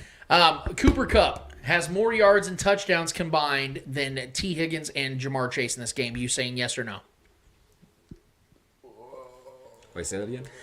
Cooper Kupp by himself will have more yards and touchdowns combined than T. Higgins and Jamar Chase. Yes or no? No, I don't think he'll have Combined, more yards. Cause no, I don't see that. Catches maybe because I think he's just a funnel. Touchdowns maybe, but yards total, I don't. I think it really depends how this game goes. I mean, if the Bengals are really trailing from the jump, they're gonna have to throw a lot. So I think Jamar and Higgins is a tough matchup. I think he's the toughest matchup actually going into this game for that secondary. They don't shadow really. Ramsey tends to stay on his side of the field and just stop. He doesn't really move they don't around. play man. They don't play a lot of man at all. They play. Their guys are in their set places. So and Higgins can be moved around. He's big body, get up and get a guy. He's very fast deceivingly fast for his size after the catch. I think he's going to be their biggest problem matchup wise. So I think Higgins can actually have a fairly good game here. I think he's going to end up being their go-to guy. I think he's going to lead in receptions and yards. So I would say no on that one. All right, so if I gave the line and I said that you think that he's going to do better or worse than this, Odell Beckham Jr., who I think is actually going to be a surprise in this game for a lot of people who thought he was the Baker Mayfield poison or some shit, or he was the poison in New York, whatever the case is. He's in the Super Bowl now. 5 catches for 65 yards and a touchdown. Over or under? Over. And I got something to add to that too. Do it. He's going to be my Super Bowl MVP. That was the next question. So Trevor has Odell Beckham Jr. Yeah. What would you say his line is if you had to guess right now? I'm going to say 7 catches for 105 yards and a score. I like it. That could get you Super Bowl MVP. I don't think anybody scores twice. Yeah. I think because the Rams love spreading the ball around, right? That's McVay's style. Yeah. He keeps you guessing. He does it. He gets guys moving in motion. And you've seen a dude, and then that interview too with Odell and Jarvis Landry is beautiful, bro. Because they both know what they're both capable of, and they know what the best for each other. And Odell has been thriving in this offense, and it was obviously the Browns' situation that was holding him back. It was never Odell. So Odell's been balling, and I think he's finally caught his rhythm with this offense. And I think there's going to be so much focus on trying to stop Cooper Kupp, which is warranted. So I think that's going to open up a lot of opportunity for Odell, and he's still an immaculate, great route runner, and I think he's going to eat them up, man. Eddie, who is your Super Bowl MVP? Stafford. Matt Stafford. I think he's gonna earn it out there. I think he's gonna go for over 350, 3 touchdowns. So he's gonna have a great game. I think it could be Aaron Donald too, but okay. Well, if Matt Stafford has a game even close to that. Let's say he just finishes like 311 yards and 2 touchdowns, no picks. Yeah. I think he's probably gonna win MVP. I'm gonna go with Aaron Donald. Because like I told you guys, I wouldn't be shocked if he has 3 sacks in this game. Because I know what they're going to try to do. They're going to try to put emphasis on slowing him down. But you got to understand, man, that he sees double teams every single week. And the dude had 12 sacks as an interior defensive lineman. And you got to worry about Von Miller. Yeah, and Leonard Floyd. Like, you got to understand that they're going to have so much going at Joe Burrow at one time that it doesn't matter if you double team Aaron Donald. No. And Aaron Donald is better than any 2 offensive linemen combined on that Bengals offensive line. The Rams could literally rush 3 the whole fucking game. Right. The so whole game. Safeties and corners are that good. As much as selfishly, I want Matt Stafford to win it because I want to say that he was a Super Bowl MVP. And the probabilities of a quarterback winning it are he's one of my favorite players ever. He's one of my favorite players ever. ever. Rub it into Kent State. Fuck, you better fucking believe I will. Kent better be watching right now because I swear to God I will. But if Matt Stafford gets a Super Bowl MVP, he gets a Super Bowl ring. He already has around 60,000 career passing yards. If he continues to play, gets around 80,000 passing yards, finishes in the top 3 all time. Yeah. He is a surefire Hall of Famer. And then me and Kent will go to Canton together and watch the induction ceremony, which I can't wait for. But I'm going to go with Aaron Donald because Aaron Donald is the greatest defensive lineman I've ever seen in my life. I think that he's starting to get up there with like the Lawrence Taylors and the TJ Watts or the JJ Watts and the Reggie Whites, guys like that. I really believe he's up there with all those guys. And I think if he goes out there and gets himself a Super Bowl MVP, has himself another All-Pro year, I think that's 7 All-Pro seasons for Aaron Donald. You're looking at the greatest defensive lineman we've ever seen, and I think he's going to go out there and he's going to put his imprint on this game. He's worked way too fucking hard over the last 8 years. He's already been at the dance before. They were a Jared Goff squandered game away from winning the Super Bowl. I mean, the Patriots put up 13 points and won by double digits. Jared Goff cost them that game. It was a terrible game offensively. Aaron Donald did everything he could. I think he had 2 sacks in that game. Had like 5 pressures on Tom Brady. Yeah, Tom Brady was horrible. Didn't in that matter. game. Yeah, it didn't matter. Yeah. Aaron Donald's not going to let that happen this time. I think Aaron Donald with Matt Stafford being his quarterback, they're going to get this done. And I stand very strongly on my stance that they're going to win by 3 touchdowns because I think there's going to be turnovers in this game. And I think that the defense for the Rams is going to get a touchdown in this game. You saw that against the Cardinals. You saw the way they played against the Niners where Jimmy Garoppolo was just absolute. The G stand for gag because the dude was gagging the whole freaking game. And I think they're going to make Joe Burrow's night very difficult. The Rams got all the running backs healthy now too, man. So I mean, don't think that those running backs aren't going to get some points either. You got to think, man. Just one more point on this, and then we're going to get to our final segment. I mean, think about the run that the Rams have had in these playoffs. They beat the Cardinals, who humiliated them in SoFi earlier in the year. They beat Tom Brady and put him into retirement. The defending champion Bucs. It should have been. Yeah, exactly. It would have been a blowout if they didn't fumble 4 fucking times in the second half. Okay, and then they beat the Niners, who once again beat them 7 straight times. Like, they got the monkey off their back 3 times in a row, guys. Yep. 3 times in a row. This is it. Yeah. It's the Bengals are the worst team they faced in the playoffs. Absolutely. So they're going to crush this team. I'm telling you now. Put this on Freezing Cold Takes if I'm wrong. You don't have to worry about it because I'm not going to be wrong this time. Because like I said, the Rams are going to do what the Chiefs and Titans couldn't do. And that's going to be put them away early and continue to put them away throughout the duration. It's not going to have to go into overtime because they'll take care of business within 4 quarters. Guys, we have one more order of business to get to. What is it called? Hold this L. Each and every week, we finish off each and every episode with a series of L's in the world of sports, whether they're nice, friendly, or unfriendly L's in the world of sports. We promise you, who is ever holding those L's in the world of sports, deserve those motherfucking L's in the world of sports. Eddie Ortiz, who is holding the L for you this week, is at F1. Nah, man, it's the NFL. Why are they holding... I don't like the Pro Bowl. The Pro Bowl was fucking. It was atrocious. It was bad. I think they should go away from the game itself. Still hold the reward or the award. Get selected to the Pro Bowl team, kind of like the old time. The all season team or whatever. All pro team, whatever. Kind of hold it in that regard, and then still have them do that kind of like what the fuck, like kind of like the slam dunk contest and all that. Skills competition. Yeah, so they do those, but but have them do that. Have the Pro Bowl be that the whole. You know what I mean? Like have fans come out, kind of like what the NFL experience is for the Super Bowl. Yeah. Kind of have that for the Pro Bowl. Kind of like let fans experience more of the football aspect, the players and all that stuff. Get a chance to like talk to them and stuff like that. You know what I mean? And be able to see like the skills challenge. That'd be something that'd be fun. Like the quarterbacks challenge that they used to do early in the 2000s, where they would just like throw balls at targets and stuff like that. That's fun. That they should keep on doing that. Bring certain players just for that whole week. Yeah, but the Pro Bowl, the actual game, you're not playing anything anymore. It's a 2-hand touch game. Do you think that the Pro Bowl is more for fans or for the players? I think it's more for the players. I think this is I think it's more of like a tradition that the players enjoy themselves and they get together. They get paid to do it. They get to goof around with their buddies. Hawaii. So yeah, as a fan, I get it from that perspective. It's like you're not really getting like true competition. It's the NBA is similar. I mean, it's a lot of like alley-oops and shit that are like ridiculous. Like, for like the NBA, a lot more people are looking for like the dunk contest, Yeah. the 3-point contest. That's what the fans want to see. You know what I mean? Well, Like, we thrive off the competition, and they do too. But I mean, and I they'll think give it's you more for the competition players. in those, even though it's not physical competition. They'll give you competition because you have like Steph Curry going out there for a 3-point contest and going up against another good 3-point shooter. Mm-hmm. And you'll have that contest, and that's what fans love. That competition, it'll be a healthy competition too, just kind of like messing around stuff like.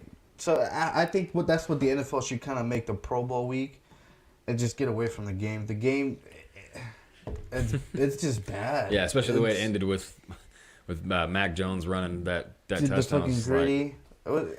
He didn't even. They called him down because he got touched. Like what the fuck? Like it's weird. What? Yeah. Like, I agree with you from the fans' perspective. It is kind of like it's a bad product. So I think like an NFL experience kind of thing for the Pro Bowl would be fucking dope. I think that would be so fun. So a lot of people would look forward to that. So yeah. So NFL, you're gonna have to do me a favor and hold this L. Trevor Twidwell, who's holding the L for you this week? Well, we did touch on it a little bit when we were talking about the NBA stuff. Yeah, so I'm gonna go right back to the Brooklyn Nets. When they made this trade, and even I myself bought into the hype a little bit with the acquisition between Kyrie and KD and bringing that trio together with Harden as well. I bought into it, and then they brought Blake Griffin and then LaMarcus Aldridge and Patty Mills and all these guys that are good players, and this team was destined to do some great things. And Steve Nash is the head coach, trying to prove himself to be that. One of the greatest point guards of all time, with credibility to being a head coach. It is what it is. I expected great things, to be honest with you. I really did. At least one shot at getting a championship. But this has been one of the greatest all-time failures in NBA history as far as what could have been. This is going to be one of the all-time what could have been stories in sports. Biggest L of a big three ever. Yeah, it's the biggest L. And this is deeper though, because there's more roots to this story, right? Because not only did it fail between James Harden and KD here and OKC, it failed with James Harden with here and Houston. You know what I mean? So these guys have all tried to win championships and bring groups together between that trio of players numerous different ways, and it's failed every time. Kyrie's tried to win. Who's the consistent in all that? James Harden, right? Yeah, James Harden was. Yeah, he's the one that's been in the mix of all this. But but I mean, honestly, let's be honest with ourselves right now. Any true basketball fan out there, like I myself am, I love my hoops, man. KD only has that ring because he joined a championship team already. Well, I'm saying a ring in general. Yeah. He's only a champ because of that reason. And because he left that team for Brooklyn. Yes, and he left that team because he wanted to become the guy. And he's proven once again that he can't be. He's not the guy. He's not. He had to go join Steph Curry's team to be that guy. It is what it is. If anyone's honest with himself, they would agree with me right now. And all three of these guys have tried to win in different ways. And he's freaking all three of these guys have tried to win different ways. And then Kyrie's not safe here either, right? Kyrie Irving wanted to leave the umbrella of LeBron James, which he was shit before LeBron James. And LeBron James brought him and made him a champion. And then he left LeBron James because he thought he was going to be the guy. LeBron a champion, but the Sage LeBron story was already a two-time champion. The Sage story, dude. Anyways. Have you heard the Sage story? Huh? Have you heard the Sage? Yes. I don't even want to get into all this new age shit that he's into. It's so funny. To each his own, man. Fine. I don't really care. I don't mind Kyrie Irving as a person. James Harden's reaction to it was hilarious. Oh, that, yeah. Oh, and then you seen KD talking about when they asked him, is James healthy? He's like, well, he just got traded, so of course he's healthy now.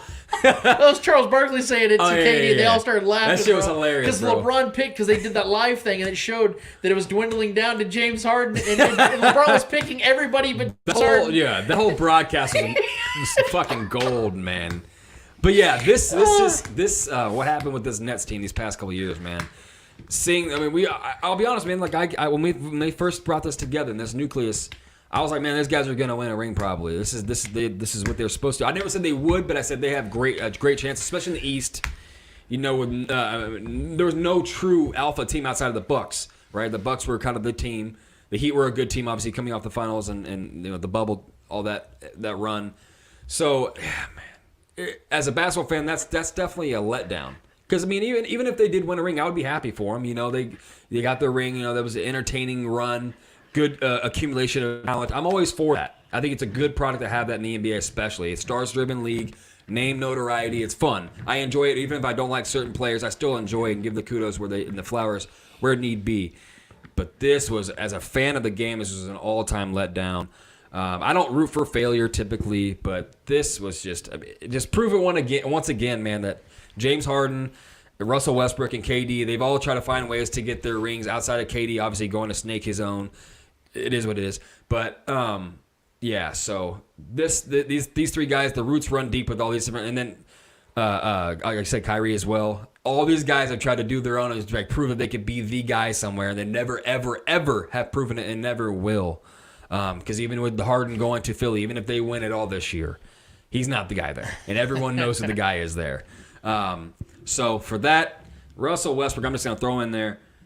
Kyrie Irving, James Harden, KD, all of you guys, the Nets in general, for this absolutely atrocity of a flop, do me a favor and hold this L.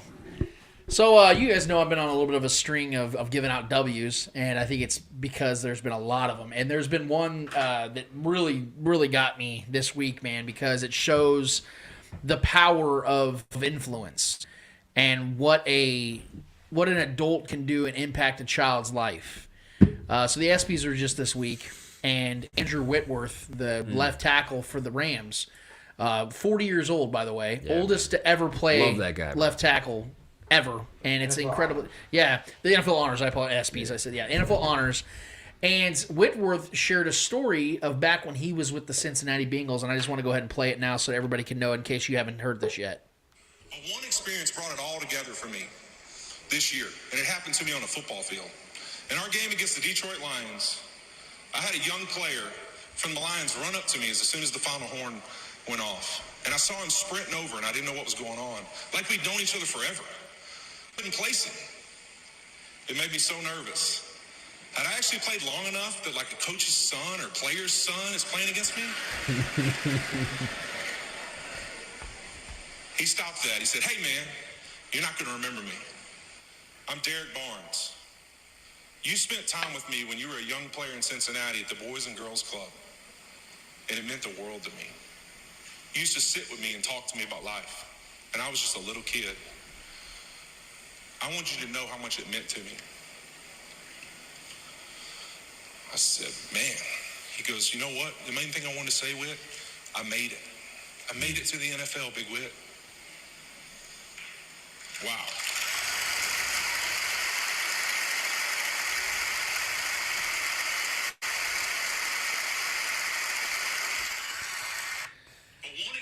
Yeah, that was, it was only 1:12 long, but that got me, man. That touched me so much because like Andrew Whitworth, this guy that we've all known for so long to be such a good left tackle and a good guy. Longevity. He does all these shows and everything like that. To know that the greatest achievement probably in his career, besides the fact he's probably going to make the Hall of Fame, he's probably going to win a Super Bowl this year, it's the fact that he impacted a kid's life that ended up becoming an NFL player. Mostly because of his influence and his inspiration. The power of what he did so many years for a kid he doesn't remember because he probably did this all the time, which is why he's winning Walter Payton Man of the Year. Yeah. To see that impact, man, like what he's done on the field is great. And he's really put his imprint on the game. To do that for a young man, who's to say where Derek Barnes would have ended up had it not been for Whitworth making said impact? It's... God, dude, that's the biggest W I could possibly give, dude, because he could have saved a life. Yeah. Could have very well kept him out of trouble, got him in the league, got him an opportunity to make generational wealth and have success and have a great life. That is why I always try to, like, I always tell, like, the biggest thing I want to do with my life is every person I come in contact with, I want to make a positive influence. Even if it's nothing big. Yeah, especially if you make it. Yeah. If you make it and you have the ability to have that stage to stand on, that, you know, and you can, you know, give that back. That's also what makes sports so special, man. The passion that goes into sports and the ability to give that passion back to inspire others to get to where you're at or even overcome or go further than even where you're at. And in the odds, and everyone knows the odds of how hard, the odds of even making a professional sports in any sport, how hard it is to get there, how many players try to get there and fail, how many greats don't even make it. That alone can be, you know, deflating to those who are trying to make it. But I mean, the ones that do, the ones that give back after they do, that's what makes sports so special, man. Yeah. And it brings people together. So those stories are awesome. And then we had another. I actually want to hand out another W. Yes, I'm being a little greedy here, guys, but I have to be because the Winter Olympics just have been taking place, and the greatest Winter Olympian of all time, Shaun White, reemerged and got himself back out there in competition. And he fell short. He obviously didn't win the medals, but this guy is by far the greatest Winter Olympian in history. And this was basically his acceptance speech to retirement and what he said the game meant to him. I just want to thank everybody for watching. That's okay. Everyone at home, thank you. Snowboarding, thank you.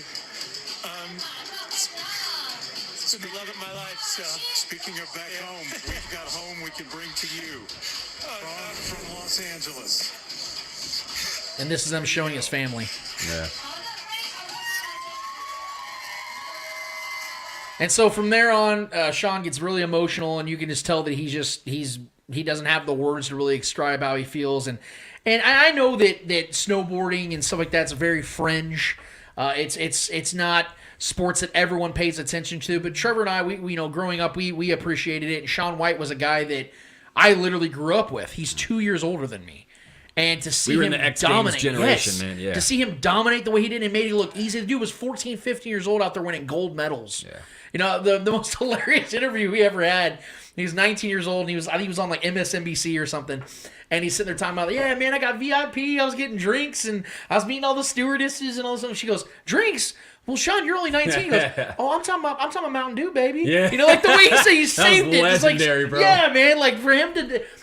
Shaun White is like one of the most like underappreciated Legend, bro. superstars ever. Like we don't talk about him nearly enough. Yeah. And how he's the did- Tony Hawk of snowboarding. Yes, man. and he's the Absolutely. Michael Phelps of snowboarding, Yeah. where he just won all the time. And if he didn't win, you knew it's because he blew his lip open or he was out. You know, things like that, injuries, just for what he did in such a long range of time, especially in the Olympics, where it's you fuck up one time, it's over. Yeah. And he won and won and won and won and won. It was just so dominating, He's a man. legend. And I just Legend. love that we were alive during his Yeah. reign of dominance, man. And I'm so fortunate. I want to give him a massive W for that because that was just simply incredible. You know what else is incredible?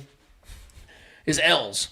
Especially when I get to have an L be presented on a national platform. So I'm sure most of you missed it, or maybe you didn't. But Barstool Sports has a show called Barstool Yak, and it's led by Big Cat, who has this show, Pardon My Take, which is huge. It's a huge podcast with PFT Commenter and all those other guys. And they decided to have themselves a nice little treat, special guest by the name of Orlando Scandrick on their show. And this was presented to me on Twitter yesterday. And I wanted to play it to you. I hope that you guys can go to my Twitter account. It's at Lance the Spoken. You can find this video so you can watch it for yourself. But Orlando Scandrick is sitting between these two dudes on a couch, and they're reading tweets about Orlando Scandrick. And I just kind of want you guys to hear this one real quick. We wanted to play a little game with you. We tried to find your biggest haters online. Oh, God. And show you the tweets and see what you thought. All right? So, TJ, why don't you show us, like, the anatomy of a couple different haters? Have you ever confronted a hater or anything like that? No, I don't even have access to my Twitter. Oh, really? Oh, no. Not good. I'm impulse. But not even real life haters? You've never had to... But you're not like quick to anger. You know what I mean? I'm very quick to anger. Okay, all right. So let's start. Let's see. Let's check a couple of them. All right, shut the fuck up. Orlando Scandrick is one of those few athletes that was bad at the sport he played and bad at talking about the sport he played. It's usually one or the other. That's fucked up. That's fucked up. That's fucked up. It's fucked up, but it's true, kids, because that tweet was from me. I tweeted that out back in 2019 when, if you guys remember, Orlando Scandrick was a cornerback for the Chiefs back in 2018. They got a flyer on him. They just picked him up, and he was every bit of complete horse shit on the field. He was terrible. He was getting burnt basically every damn play. He was like Phillip Gaines, except worse. And he went out there and almost single-handedly cost the Chiefs multiple playoff games. Even against the Colts, he was playing terrible. Luckily, the Chiefs are just the better team out there. And then the next season, he's not playing football, coincidentally, and he's on Undisputed with Shannon Sharp and Skip Bayless. And Orlando Scandrick decides to try to play snake and starts calling out the Chiefs and saying they're not good enough, Patrick Mahomes isn't good enough, and wouldn't you know it, the Chiefs win the Super Bowl that year. And we haven't heard from Orlando Scandrick since. In fact, that's the first I've heard of Orlando Scandrick since that very interview. And I love the fact that my tweet that I actually forgot about got to be resurrected in front of Orlando Scandrick's face, and he got to enjoy that during Super Bowl Radio Row. I had an absolute blast reading that, and I hope Orlando Scandrick, who had to go to his bank account in response to my tweet, that was, by the way, factual, because no NFL team wants him and no show wants him as a full-time participant. I really enjoy the fact that Orlando Snake Scandrick got to actually read my tweet as it was being presented to him. Fucked up? Maybe. Truthful? Yep. So in that case, Orlando Scandrick, do me a solid once again and hold this L. Hold it. Hold it hard. That was a long show and it was a fun show. I might take a nap after this one. It was very informative. Good times. We've had some people hang tough with us, man. Our guy Jason Dunn was incredible. Man, we thank him so much. It's going to be a fun Super Bowl regardless. I'm not going to tell you guys what to do. If you don't want to watch it, I understand. I'm going to watch it because I'm a fan of football as well. But nevertheless, it's going to be a good time. I'm sticking true to my my prediction. Eddie, how much do you have the Rams winning by? We'll go with 14. 14. Trevor has 14. I got it by multiple scores. I think it's going to be a 3-touchdown game. I think the Rams are going to ride off in the sunset if McVay decides to retire after this, which would be crazy. Nevertheless, my boy Stafford is going to, next time we have this show, my guy Stafford is going to be a Super Bowl champion. I can't believe that's happening. I'm so excited for him. But in the meantime, for Eddie Ortiz, Mr. Yo-Yo-Yo, for Trevor Twidwell, for the great Jason Dunn, 11-time pro and former Chief, for Clay Wendler who puts all this stuff together, I am Lance Twidwell. Episode 154 of the Spoken Podcast is done, finished, and finito. And until we're here at 155 talking about and reflecting on the Super Bowl and moving officially towards the 2022-2023 NFL season, we out of this bitch. See ya.